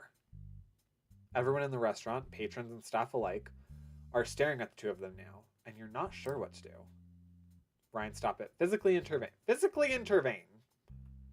You stumble up out of your seat, catching Ryan's arm just in time as he tries to throw a punch at the android. Fork and let me go! You loosen your grip automatically, and Ryan wrestles himself out of your arms, storming out the door before you know what's happening. Or what's happened. The android looks around the room, and you think he actually appears sheepish. That's unusual, too. Okay. A little bit more sentience, I'm assuming, than your average AI android. I apologize if my presence here has caused any undue hardship. The hostess immediately moves to reassure him and seems unsure of herself as she offers him a complimentary glass of wine, which he accepts. That's different too. Androids don't eat or drink. At least they didn't used to. The android's eyes meet yours briefly, and there's a spark of something there that makes you shudder. And then he's gone, being led towards a table by another apologizing waiter, and you can feel your phone buzz in your pocket. You pull it out expecting a message from Ryan, but instead find a text from Santi. Hey, how's your date going? You frown, feeling like something has to be wrong. Santiago would never think of interrupting you, even with a text, unless it was something important. Long story. What's wrong? When you're done, can you come over? You look around for a waiter and take care of the check, making sure to leave an excessive tip as quickly as you can. As you head to your car, you look around just in case Ryan decided to cool off somewhere outside, but there's no sign of him. You don't allow yourself to worry about Ryan right now. Santiago was more important. Oh no.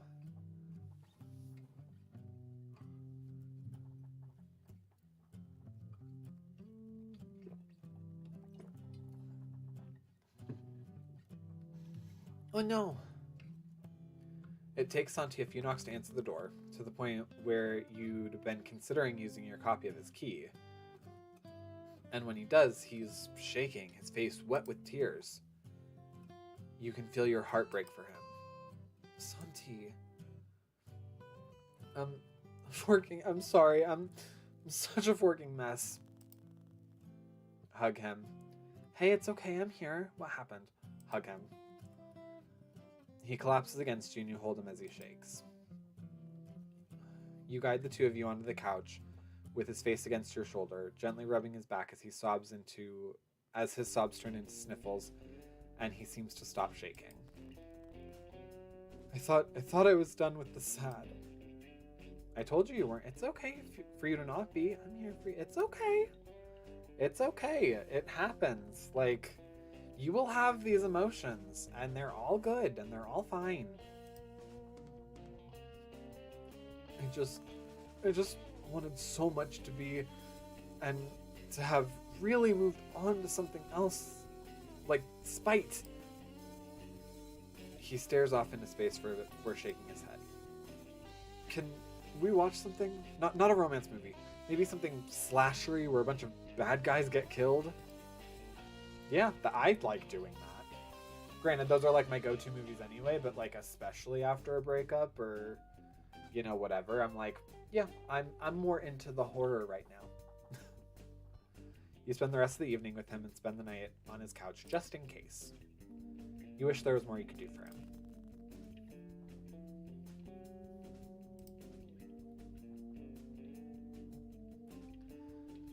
You've always enjoyed working with Santi, but this week you feel especially thankful that you see him most of the work week anyway. The job keeps you busy during the days, and in the evenings, you help him deal with the logistics of finding a divorce lawyer or just hang out in the evenings.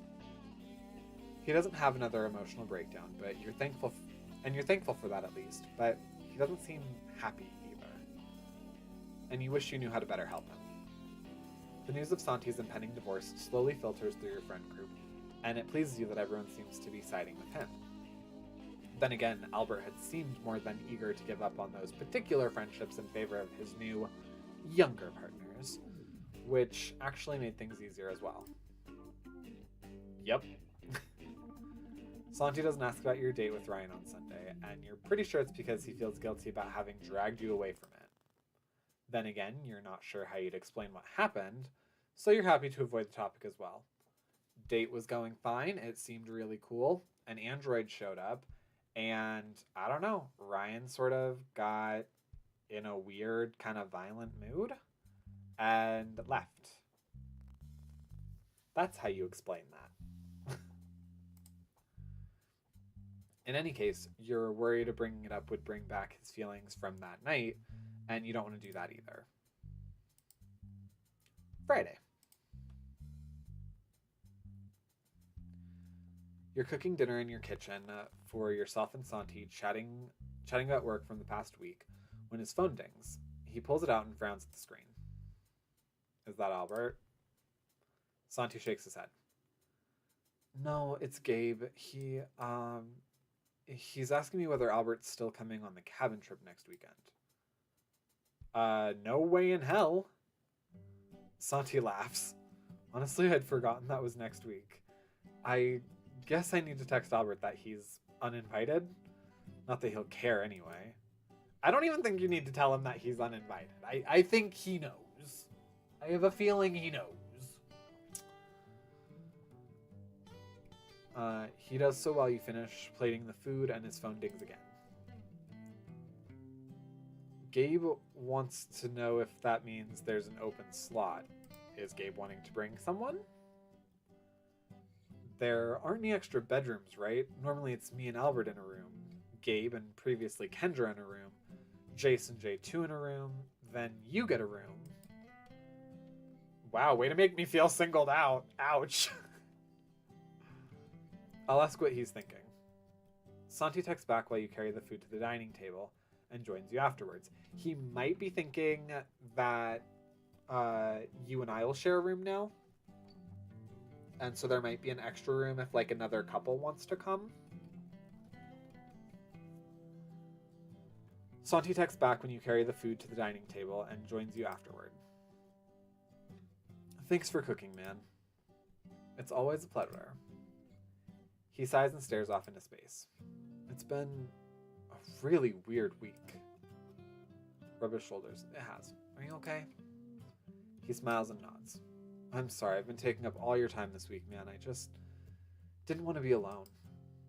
Hey, don't you dare apologize for that. I'm always here for you. Still, he shrugs. I was thinking of deleting the app, at least for a bit. It's not that I haven't matched with anyone, but after Sunday night, I kind of... He trailed off. Pat his shoulder. You don't have to use the app if you don't want to. It's okay, I'm here for you. You don't have to use it if you don't want to. This is another conversation that I have with people. I just think I shouldn't be dating right now. Or honestly forking either. It's way too soon for me to throw myself into things with someone new, even if it's satisfying. I probably couldn't handle another breakup or whatever right now. And spite isn't a good reason to go out and start hooking up with random guys, and I think it's just going to hurt because I'm going to want something more. Sorry, didn't mean to just spill on you like that. Everything you said's true. Honestly, I agree. I'll always support you in whatever you feel is right. Honestly, I agree. He laughs. That's what I appreciate about you, man. You don't bullshit me. But you're also not pushy. Oh my goodness. Side story, just real quick, about, like, friends telling you things like that. This last week when I was at the bar with my friends, one of my friends I just recently met their spouse, and I was apologizing for like rejecting an offer that they made because I was trying to make one of our new friends feel included in like the thing that we were all doing. And we were sitting with that new friend as well. And friend number one was like, oh my goodness, no, my partner adores you. And he adores you specifically because he thinks that you're such a good friend to me. And I was like, oh my goodness, that's so sweet, because that tells me that, like, not only do I get approval from this partner, but that my friend thinks that I'm a good friend. And then that, like, segued into the fact that, like, at a Comic-Con that's coming up, or not a Comic-Con, but at, like, a convention that's coming up, there's a, like, pinup show. And my friend's gonna be in it. And I was like, ooh, sign me up too. And they were like, there's no gender specifications on it. So I was like, oh, who would I be? And so my friend looked at me. I was like, oh, I get to hear what you think is attractive about me. So I stand up and I like show the front, and then I turn around and I show the back.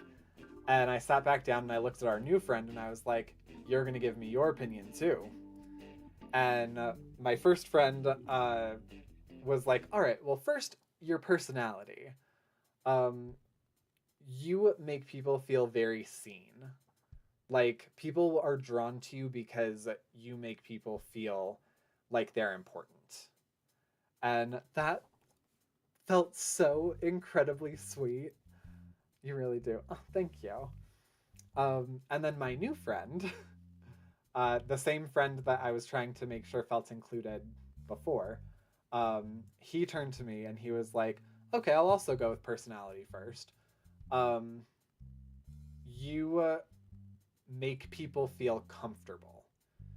You are really good at being someone that people can just go to and talk to and not feel like they're imposing or they're going to be judged. And it was just the sweetest, like, 7 minutes of getting these, like, really good compliments from people that I care about. So yes. Also, congratulations on getting Wiglet. Anyway, back into the game. Just that reminded me of that, and it made me feel really good this week. Although at least one of us got something out of it, right? Also, speaking of Ryan, tell him sorry that I've been monopolizing your time. You should see him again this weekend. Not that you have more, now that you have more free time. Wiglet is one of my favorite Pokemon. Oh, cute. I guess that's why you use the Ultra Ball. You stare at him for a little too long and he frowns. You and Ryan have been texting or whatever, right? You had honestly been assuming that any potential there had gone bust after what happened on your date. He hadn't sent you any message afterwards, much less an apology. And you'd been too concerned about Santi to reach out yourself. Honestly, I will say, having been on a date with him that was going well, I probably would reach out. Like, regardless of if they reached out to me, just to be like, all right, what was that about? Are you good? What's up? Regardless of if I was even interested anymore. But, yeah. And in the bustle of the week, the topic of the date, or how it had ended, had never come up in your conversations with Santi. Patrick, you've been ignoring him all week? For me? That's not... He shakes his head and holds out his hand. Give me your phone. Comply. I'm not sure I'm interested in him anymore. Comply. You know better than to argue, and Santi types a bit before handing your phone back to you. You read the text that he'd sent from your device. Hey Ryan, this is Santi. I don't know what happened on Sunday, but it's my fault he hasn't contacted you this week. I've been keeping him busy with my emotional baggage. You two should go out again. My treat. Santi. He shushes you. I'm not about to be responsible for ruining something for you, man. I don't want that guilt right now on top of everything. Also, your food is getting cold, so let's eat. Dinner is a pleasant affair and your phone dings partway through. You pull out your phone, feeling more than a little nervous at what message might await you. Hey, I'd like that. Your expression must change because Santi smirks. Chris says this all the time, not like a smirk. But he points this out all the time. He points out that if you're new here, something about me, I can't do anything about my face. So yes, like Chris can usually pinpoint when I'm talking to like a guy that I'm dating right now, like one of those guys. He almost always knows when I'm talking to Bob. And he also knows like when a couple other like timed events that happen to me throughout the day occur based on like how my face is. So yes, I understand being very expressive and having someone point that out. Is he free tonight? You know Santi won't rest until you've set up another date, so you message Ryan back. Woo! Are you doing anything tonight? Just got off work. Eating now. Can meet up afterward. I think we should talk at least, if that's okay. Sure. You text him your address, and he says he'll stop by after he finishes dinner. You put your phone away, and your heart beating a little faster now. Bob, that's not your writing. That's me not reading. I didn't realize it was possible to go this long before meeting Gabe and Caleb and J2. Wonder if I need to fix that. I'm enjoying this storyline. I will say, for it being like a dating simulator, I've only really had 3 opportunities that I've noticed. But I'll say that I've had 3 opportunities in the last, let's say, actual amount of playtime, hour and 15 minutes. So 3 potential options of showing interest and actually going on a couple like preliminary dates. That's not bad timing.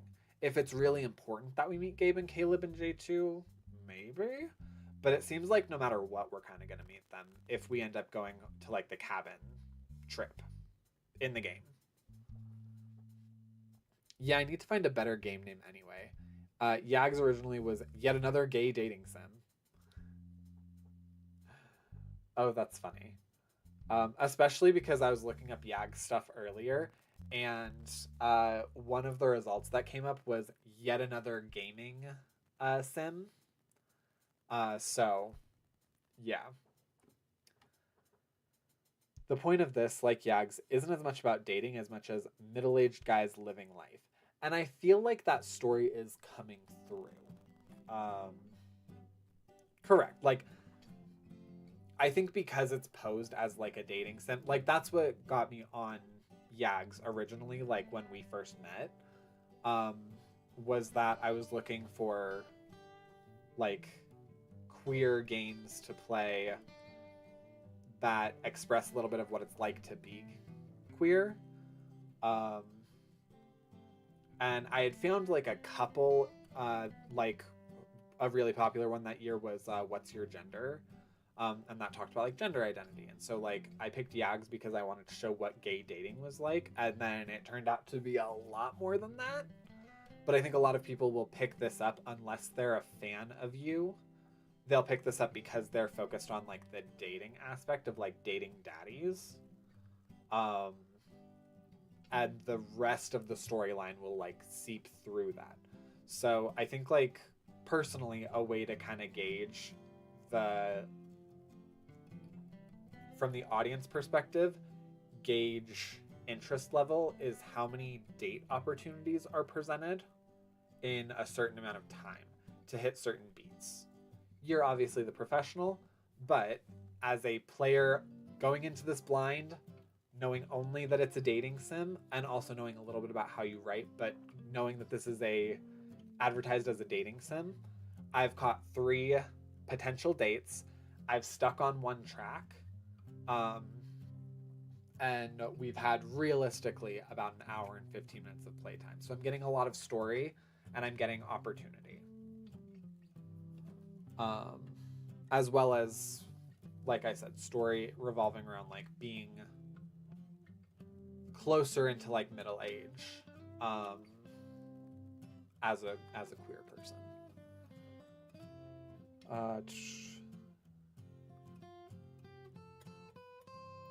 There are very, very few dating opportunities. And you know what? That's fair. As long as there's like some sort of presentation of them, or it seems like there's presentation of them. Because like in that I'm counting the Android because we were allowed to show interest or not. And so to me, that's me sort of like giving the game information of like, I want to open these pathways. Regardless of if that's how you wrote it, that's me doing that. So that's me following what people will most likely click on this game for. Today was like gay and young dating a daddy. Gay dad. Hey, it's a title.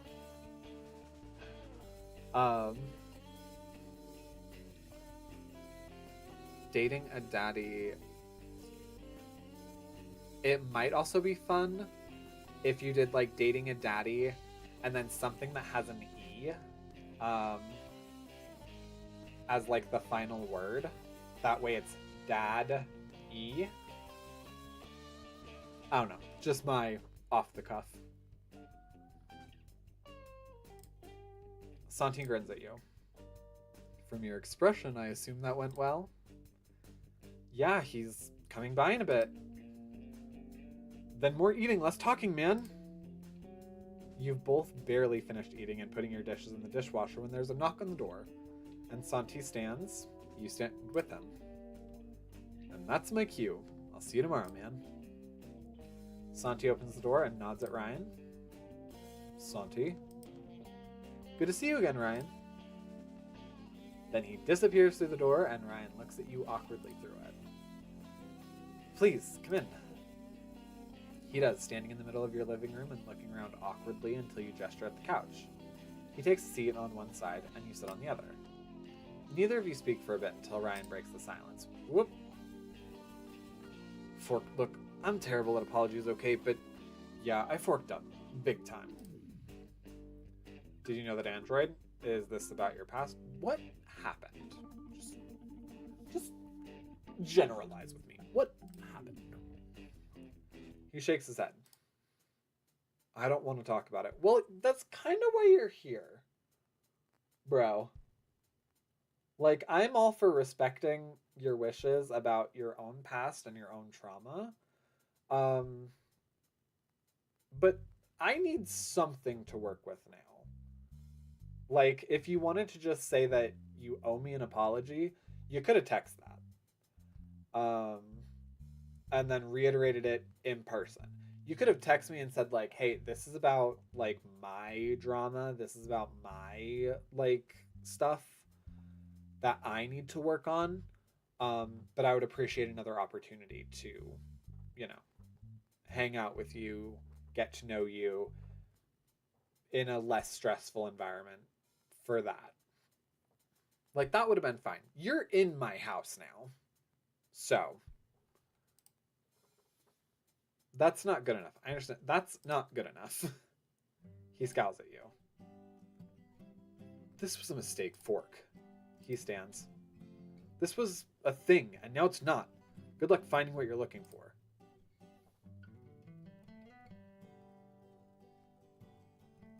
Before you can say anything else, he's gone, the front door shutting behind him. I guess that's the end of that. You obtained an achievement, the last goodbye. Does this count as a breakup? We weren't officially a couple. Well, that sucks. You're assigning personality traits to Ryan that he does not have. And that's fair. Oh. Well, that's upsetting now. Okay.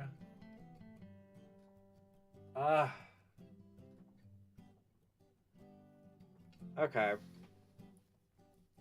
You sigh and sit back on the couch thinking for a moment. You remember that Gabe had proposed a gathering at the bar tonight. And you think it could do some good. You grab your phone and text Santi. Were you going to the bar tonight? You don't get a response back and assume Santi's still driving home. You call a taxi for yourself.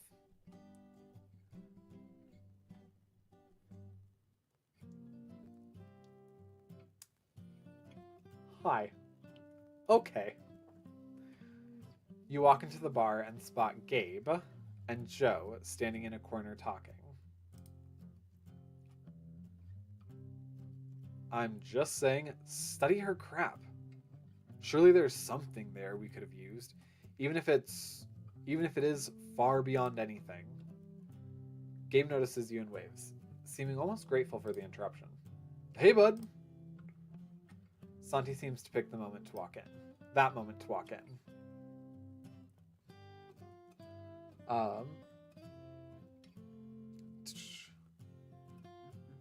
I have two rules for hello. I have two rules for writing Ryan. He never says sorry and he never says thank you. Those are not good personality traits. Which is not a critique. Like that is that character. And he uses the F word every other sentence. Caught that. Oh god, never date anyone who doesn't say thank you to waiters. Facts.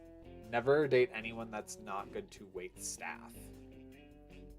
Also, I'm hearing the dryer like continuing to cycle, which means that the stuff that's been in there has been in there for like hours. Anyway, I'll deal with that. And there's Santi. Santi pats your shoulder and you understand the "we'll talk later" message. Hey Gabe, J2, Jace isn't here? Joe shakes his head. Nah, he and Dean had a date tonight. I would have joined them, except I was supposed to have a shift, and they got tickets to a stage show that's sold out now, so I'm gracing all of you with my presence instead. And we're all really glad you made it out. You and Santi nod in agreement. Hang on. Okay, yes. You and Santi nod in agreement. Yeah, feels like you've been working more than usual recently, man. Joe shrugs. Not more, as much as night shifts, which makes socializing more difficult. I'm lucky that Jason and Dean have been so accommodating. And Philip has been able to get scheduled with me. Joe clasps your shoulder and squeezes. I've been missing all of you, though. I'm looking forward to our cabin trip next weekend. Gabe looks like he's about to say something, but then he points toward the bar. First drinks on me tonight, buds. Go grab something. Santi grabs your arm and pulls you toward the bar. We'll be right back. Like I said, you're assigning him personality traits that he does not have.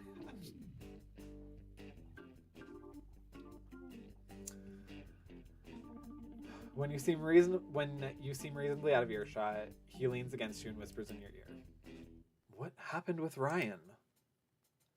We had a talk and decided not to continue seeing each other. It's more formal wording than you'd maybe normally use, but you're still not quite sure about your feelings on the breakup. Santi stops walking and pulls you into a hug. Hey, I'm sorry, man. You hug him back, but we didn't tell him what happened. He thinks this is his fault. You hug him back and shake your head, deciding you don't really want to talk about it at the moment. Let's just get a drink. He nods, squeezing tightly before releasing you. The two of you stand at the bar, and a bartender in leather, that's a new one, but a change that you definitely appreciate. I think it's funny that I decided to wear leather on the on the thumbnail for this stream. But a change you definitely appreciate asks you what you want. Santi points to Gabe and Joe in the corner. We're with Gabe over there. 1 tequila sunrise. Okay, I like that. And an IPA, please. 2 tart hot blasts if you still have that. Soon you have your drink and rejoin Gabe and Joe in the corner. Okay, but why? Gabe looks overjoyed that you're back. Santi, Patrick, make J2 shut up about this. Joe rolls his eyes. I thought you were interested in the Mars mission. Oh god. I should probably be better at disguising who's Gabe and who's Joe. At distinguishing who's Gabe and who's Joe. Possibly. Because I think I know that this is Gabe because you gave me artwork for the thumbnail, and I think he had Gabe as like his file name. Okay, yeah. I think based on the voices you have them backward. No, I'm giving him a deeper voice, and I'm giving him like a different kind of similar voice that I've given Jake. But I'm sorry that they don't align with the image that you had in your head.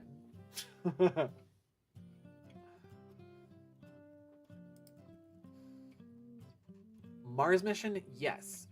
Talking about mother? No. Actually, I'm interested in this conversation. Any interesting incidents in the hospital recently, J2? I think I'd be interested in the conversation if I hadn't just, like, been not dumped by, what's his face? Ryan. How dare you have your own take on them? Any interesting incidents at the hospital recently, J2? Please no, I'd rather talk about mother. No one seems to know what to say for a bit. What concerts are Jason Dean at? You end up having a pleasant evening of conversation and return home at the night with a pleasant buzz and feeling like you really appreciate your friends. You check your phone before bed and realize you've missed some messages from Gabe to your friend group. Hey, since Kendra won't be there again this year and we're also missing Albert, does anyone care if I invite Caleb along? To the cabin next weekend, I mean. I'll take the couch and he can have my room so no one else has to move. No one seems to have responded to the question yet, and you wonder if they're all just waiting for someone to make the first move. I feel like that would be fine, and if they don't want to sleep on the couch, then I would be fine rooming with Santi. Like, we're really close, and he's not gonna need the space anymore. So I guess there's no reason he couldn't come. And it's not like there isn't sufficient space with the pull-out couch. But Jason and Joe haven't ever invited any of their partners, so their partners or their kids. So it's also kind of a strange request. Part of you wonders if Gabe and Caleb are unofficially dating or something. But you push that thought out of your head. People are allowed to just have good friends, like me and Santi. And Gabe's always identified as straight, so it's not my place to question that. I guess it's fine. I'm not sure we have the space. I guess it's fine. Your suspicions are proven correct when Joe immediately responds after you. Jason and I have no concern if you want to invite him. Jason says he seems pretty cool. Gabe seems to be monitoring the thread because he soon responds. Thanks! You put your phone away and turn out the light. At least it's the weekend. Saturday. We might finish out this week and then call it a night. Because I don't know what I did today, but oh my god, my throat is like dying. And I have exhausted a full bottle of water.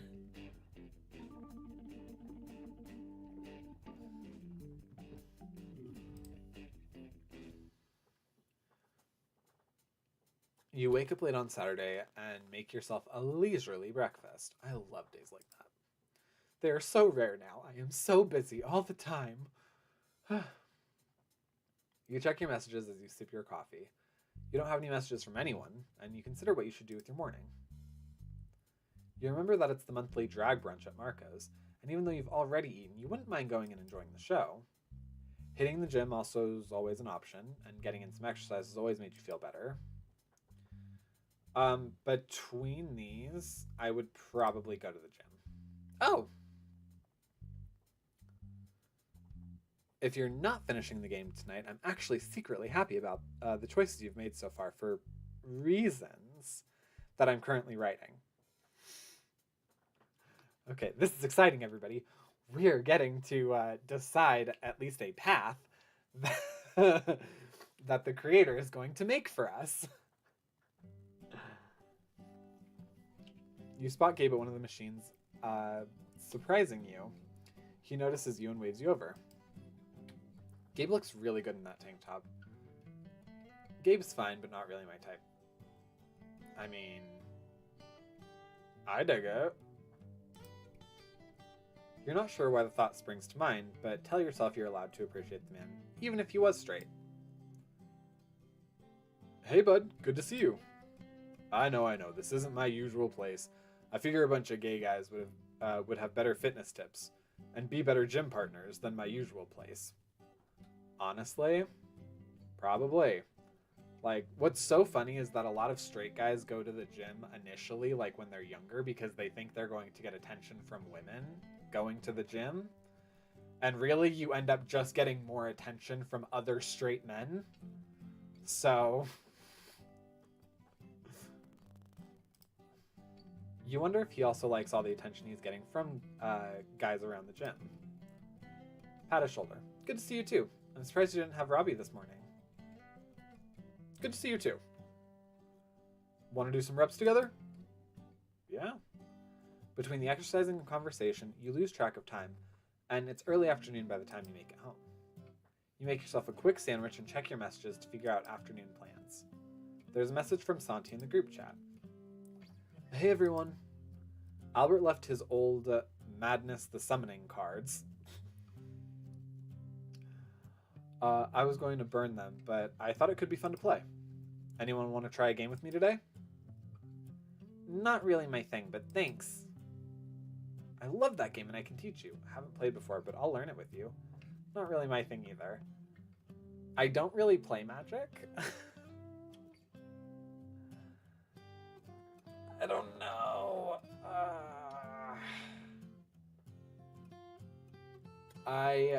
Okay, I feel like, knowing Bob, there's a secret route where you can maybe, or there will be a secret route where you can maybe end up with Santi. And this might help you with that route. Not really my thing either. Haven't played, but I'll learn it with you. Nice, come by whenever. Anyone else is welcome too. Nah, Santi's not a secret route. He's a regular route. Oh, good. You finish your lunch and head to Santi's place. Is Gabe the secret route because he's straight? He's already spread out stacks of cards on the dining room table, and the two of you start looking through them. I think these are all common and uncommon cards. You point out the card where the set and rarity information can be found. Santi shrugs. There is a secret route, though. Gabe is not the secret route. Okay. Express route arrives every 15 minutes. Like clockwork. I mean, what?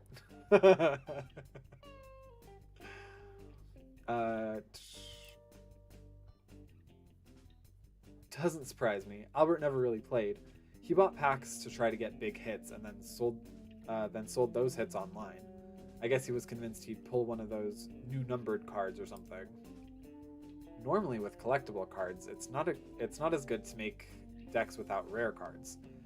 It sells more cards when deck staples are rare. Correct.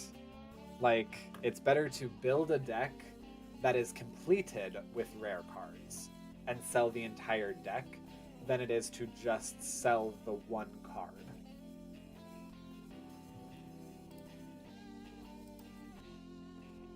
Well, if we both have crappy decks, it should be fine, right? Besides, we're still learning. You can't really argue with that and pull out the rules on your phone, so you try to assemble some basic decks. You attempt a couple of games and it seems to go okay, although you have to look at the rules a lot. I wonder if I should go out and pick up a couple starter decks, if we're serious about wanting to play this. I wouldn't mind. A ringing endorsement. Anyway, something else for now. Maybe a movie?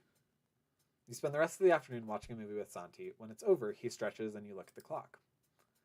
I should probably head home and make dinner, unless you want to... He waves you off. No, go, enjoy dinner, man. Thanks for hanging out this afternoon. Maybe I'll see you tomorrow. You've barely stepped out of your car when you hear your name. Patrick!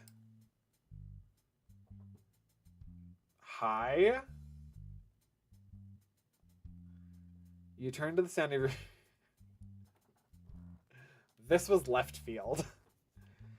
You turn to the sound of your voice to see an android.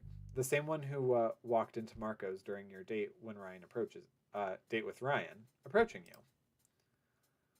At least you assume it's the same android. The previous models all look mostly indistinguishable, and you're not sure how many different appearances these new ones would have. Yeah, this is why I'm excited about the choices you've made. Is the android like a special one? Yes. You start to ask how he knows your name before catching yourself. Of course he knows your name. He probably knows every human on site. All other androids did. And he undoubtedly knew that this was your apartment too, which makes you wonder if he was intentionally finding you to talk. I was not expecting to run into you at the present time, but since I have, I wanted to express my sincerest apologies for the events of last Sunday at approximately 2012 local time. That confirms that I'm speaking to the same android at least. It's not your fault. Thank you for your apology. Thank you for your apology. He nods. I am afraid I have also neglected to introduce myself. My name is...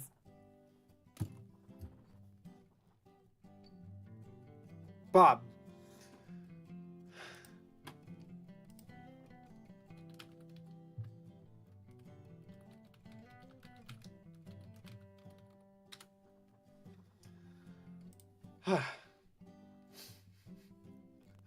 My name is Ethan. He holds out his hand and you shake it. It takes you a second to realize that his hand feels normal. You haven't necessarily touched many androids before, but you know that this one feels different. He feels human. The android is not a route. Although, funny story, he was supposed to be the secret route. Then I had a better idea. Oh, okay. Well, good. I'm glad we're not dealing with, like, a real doll situation. It's nice to meet you, Ethan. He knows who I am. Likewise. I would request that you not tell Ryan that we have spoken. My brother has advised me to avoid further interaction with Ryan. Your brother? That won't be a problem. We aren't seeing each other anymore. Why not? Why did Ryan react that way to you? I won't. We're not seeing each other anymore. Ethan looks legitimately upset at this. I had not realized.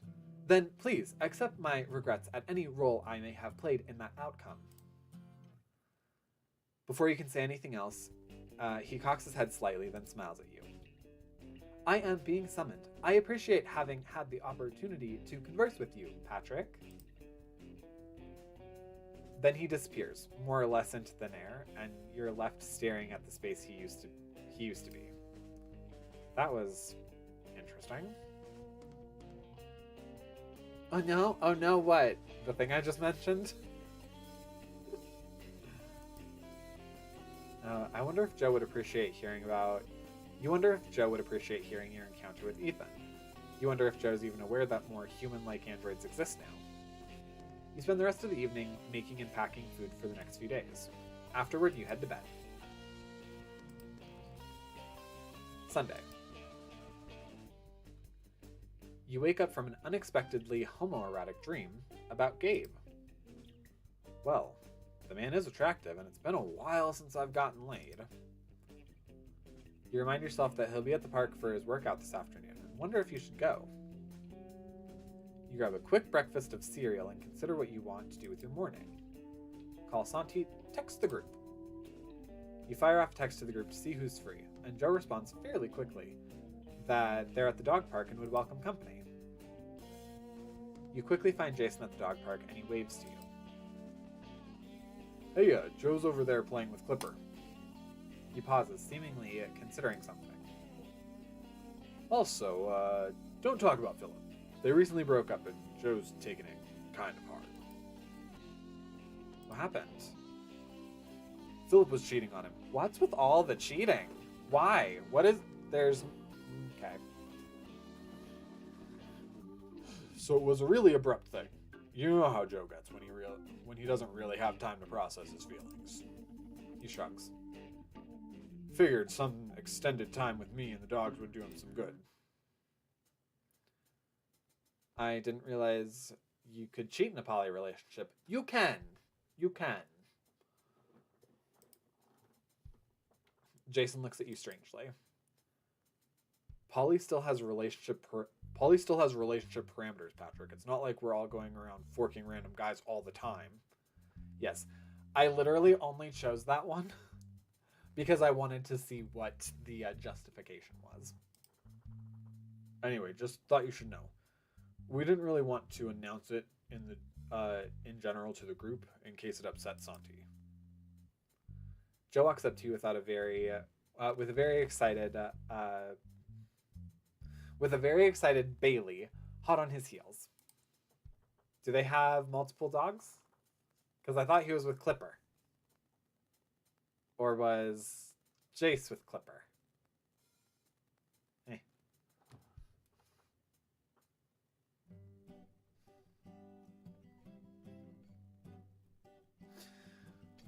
My brain. Yes, they have 2 dogs. Okay, good. Hey, Patrick. He throws the ball in his hand and Bailey runs after it. How's Santi doing? I'm doing fine, thanks. Santi walks up on the 3 of you and almost immediately Clipper runs over at him. Jason laughs as Santi kneels down and gives Clipper thorough pets. I swear, Santiago, he loves you more than he loves us. That's because I'm the one who gets to give him treats. Speaking of treats, can I? Joe nods and Santi pulls a dog treat out of his pocket. Good boy, sit. Wait, who is in here with me? Just Draco, okay. I realized I was saying all of these like trigger words and he's not even in here. Oh, I should reorder them because of the Sprite direction.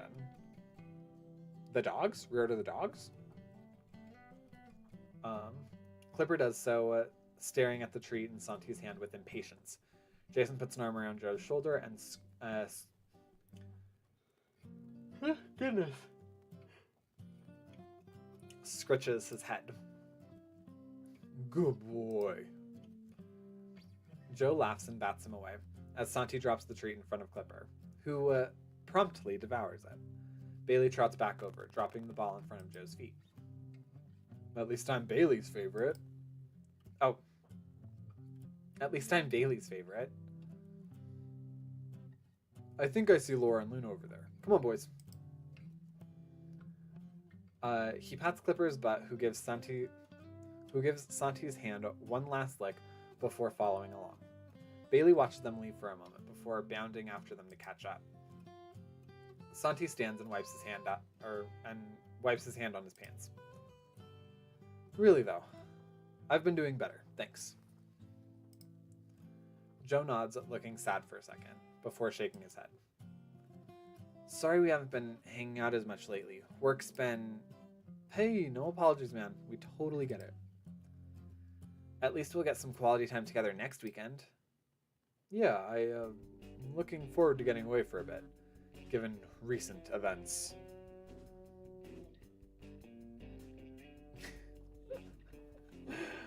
Santi should be on the left so he's not staring off screen. Fair enough. Right now it makes sense with the conversation, but... Joe pats Santi's shoulder. We're always here for you, Santi. You know that. He nods and smiles at Joe before meeting your gaze. I know. Thanks, man. Joe stares off in Jason's direction, and you follow his gaze to see Bailey and Clipper running around with another dog as Jason chats with a woman. Can I throw the ball for them? Joe laughs and hands over the ball. Let's go have some puppy time. You spend the rest of the morning playing with the dogs and chatting with Joe and Jason until they excuse themselves to run some errands. That was a really nice morning. You nod in agreement. So I was thinking of going to Gabe's park workout thing again this afternoon. You're not sure whether or not you're interested, but you also feel bad leaving Santi on his own in the afternoon. I mean, I'm not. He's going with Gabe. Sure, I could do that. It's about lunchtime, so let's find some food beforehand. The two of you find a food stall and order hot dogs. Afterward, you head to the workout area, where Yippee find Gabe chatting with another man as they stretch as Robbie runs in circles around them. You try not to stare at Caleb's toned legs and arms. Ooh.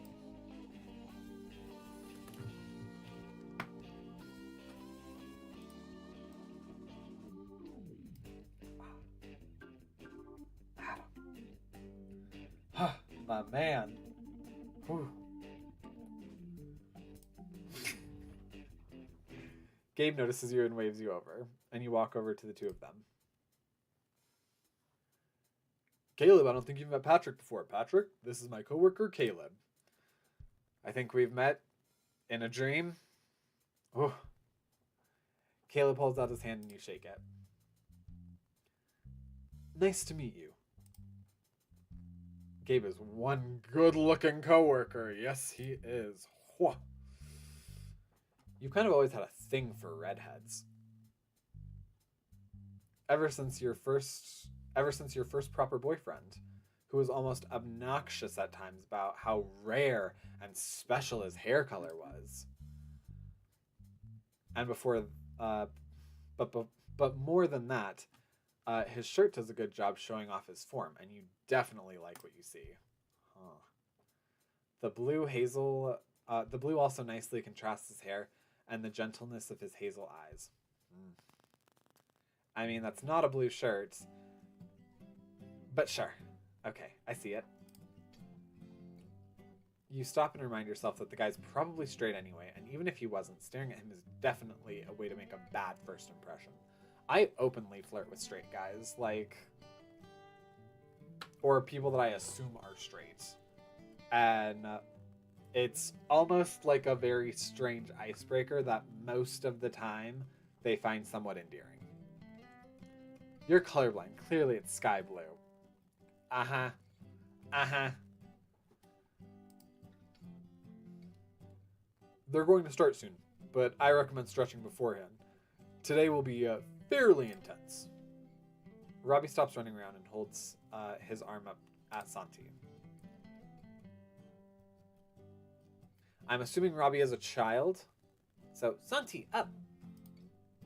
Santi obliges, grabbing Robbie and raising him high up in the air as he screams in delight.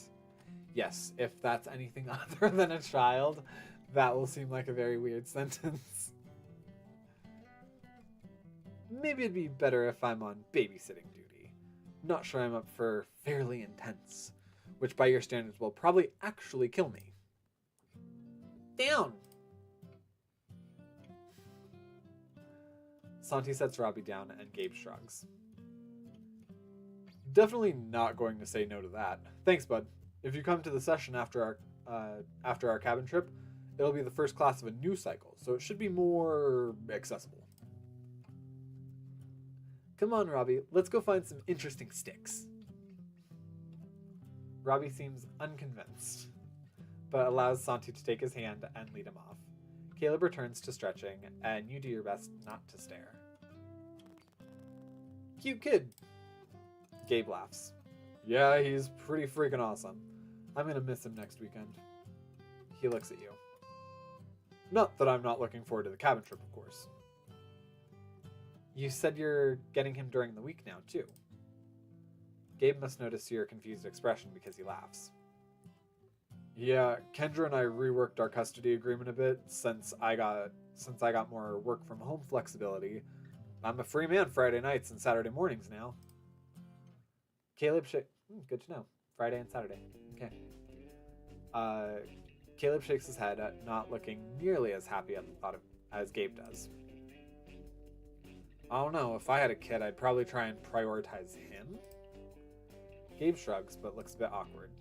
Well, I mean, less moving around for him and more continuous time with his mother, so that's not a bad thing for him either. Fair. Oh, speaking of the cabin, Patrick, thank you for including me in your cabin trip next weekend. Gabe grins. No thanks for me? Caleb gently punches Gabe's arm. I already thanked you, but thank you again. You look around at the group, not sure if you're really up for such a strenuous workout at the moment. Think I'll join Santi. Start stretching. Nope, we're doing this. We're getting into this. You join Gabe and Caleb in their stretches, trying your hardest to focus on your exercises rather than the way either of them are pleasantly filling out their clothes. You want kids, Kyle? Caleb shrugs. In the abstract, yes, but it's not a thing I've been putting a lot of thought into, given I'm currently Unattached. Would you date someone with kids? Caleb shrugs again. Sure, it's been a while since I've dated a woman with kids, but it's not a deal breaker or anything for me. Gabe nods. Okay.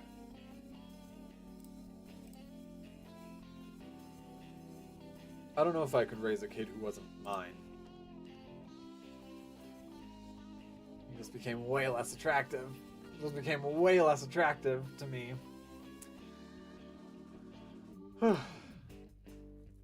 Well, good thing you have a kid who's yours then, right? Gabe laughs. Yeah, that's true. Caleb looks like he's going to say something else when the instructor's voice booms over the speaker. You find a spot next to Gabe, who grins at you. The workout is a lot more intense than you're expecting, and you mostly drop out partway through. Gabe and Caleb are both dripping sweat by the end, and Caleb takes gulps of water as you meet up with Santi and Robbie. Good workout. If raising a kid together is co-parenting, is sharing custody arrangements semi-parenting?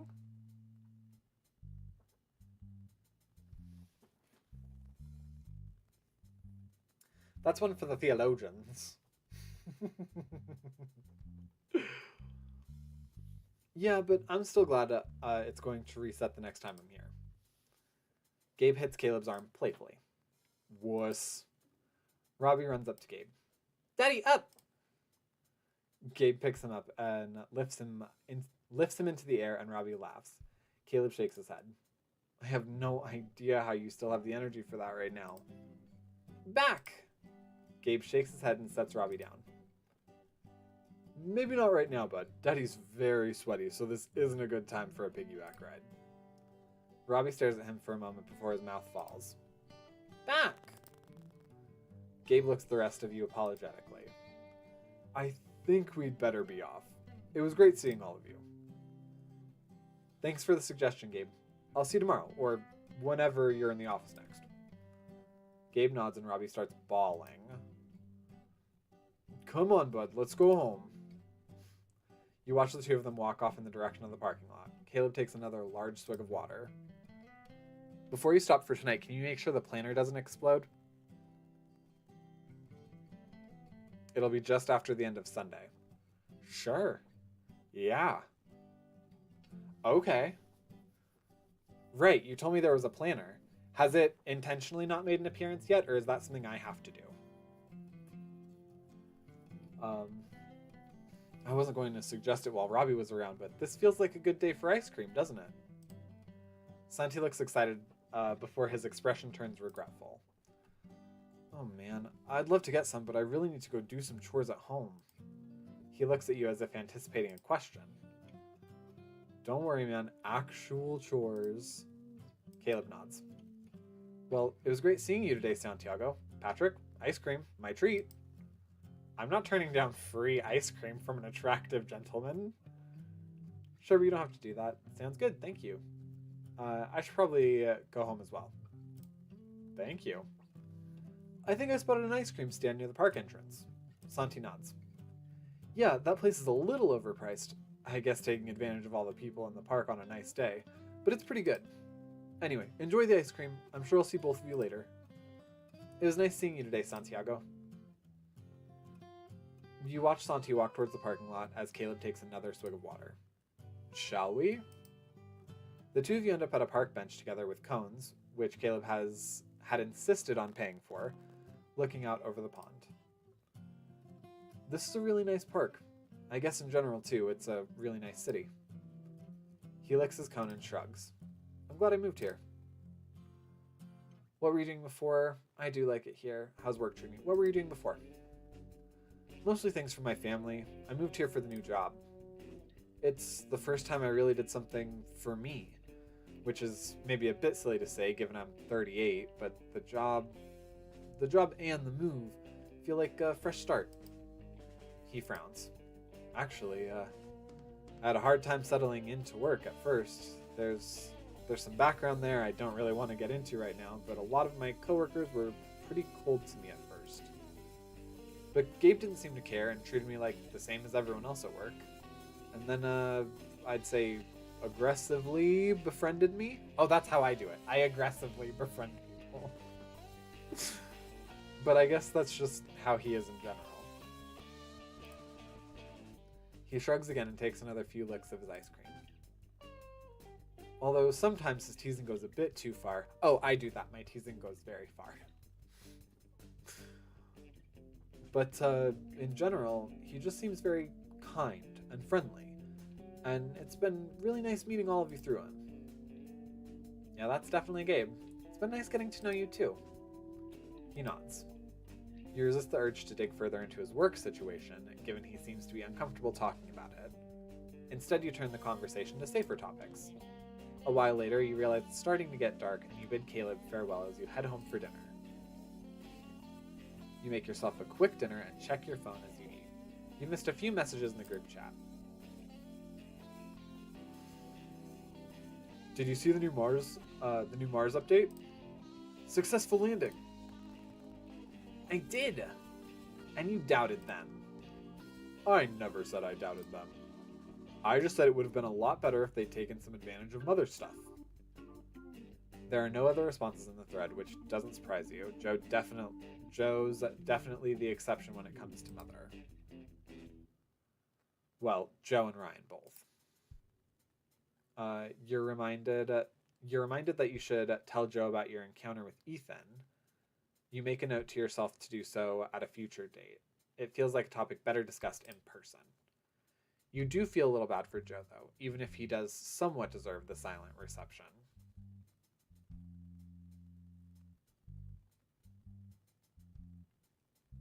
Oh, right, in the chat. Okay. It's intentionally introduced this week. Okay, perfect. Oh, I didn't realize I'd put his age. I need to fix that. It gives background. Thanks for sharing the news. Probably, but isn't there a benefit to doing it ourselves? Don't respond to Joe's message. Thanks for sharing the news. Uh-huh. No further messages seem to come. So you put your phone away, finish your meal, and get yourself ready for bed.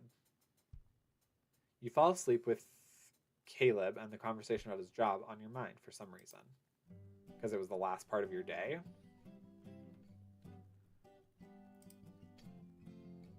Select the planner execution mode. Fully automatic, auto-populate, manual planning? Auto-populate. Planner will automatically select actions for the week and let you tweak them. This can be changed later in game settings. Priority action. The plan will prioritize this action where possible. None gym workout, home relaxation, Santi hangout, bar hangout. You know what? This is the one that's happening most in my life right now, so I've been prioritizing that a lot. Accept selection. Planner tutorial will go here. Social battery 10. Change -8. Monday work. Monday evening bar. Tuesday work. Tuesday evening home hang. Wednesday work. Wednesday evening bar. Thursday work. Thursday evening Senti hang. Friday work. Home hang could be okay. Wow. Could be a gym workout, Santi hangout, home relaxation, not a bar hangout, relax by yourself at home. I think I would rather relax by myself. At least once this week. Because I can tell, like, you need to be away from people to actually regain your social battery. It will not let me change it. Oh, home hang is your recharge. Oh, okay. Got it. Requirements. Note you can go to the gym any evening. You can hang out with Santi any evening. You may be randomly paged to do work any evening. You can go mingle at the bar any evening. Okay. I'm fine with bar hangout right there. Oh god. Okay. There you go. Oh, and that changes there. So I'll have 2 social, like, left over going into the weekend, going into Friday night. Okay, cool. Um,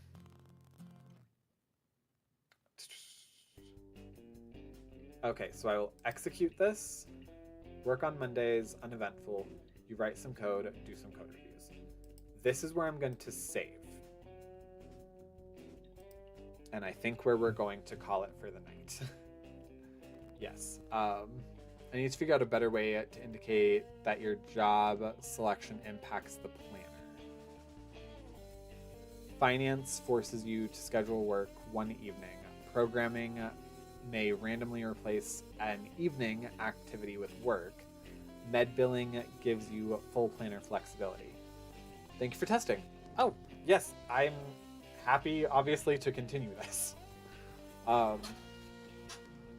Okay, cool. Good to know that...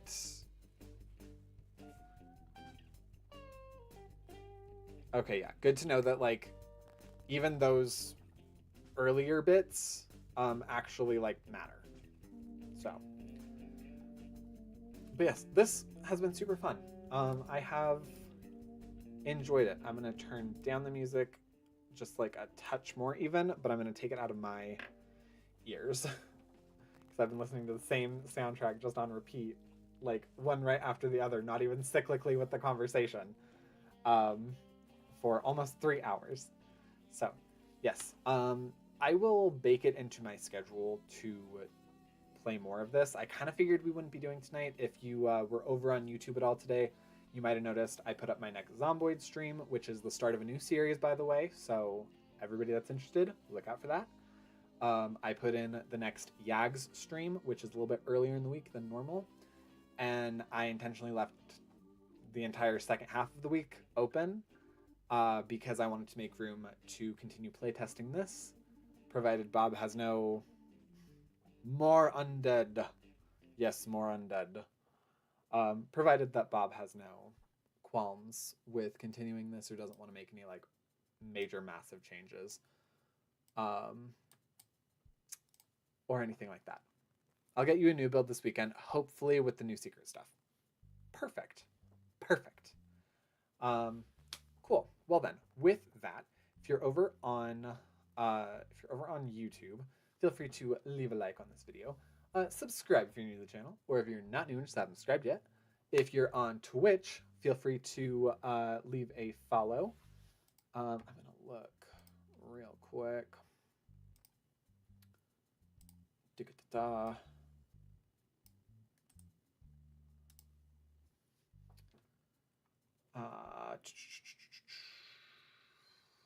Ooh. Do we want to raid Josh? That seems fun. Yeah, we can go ahead and raid Josh.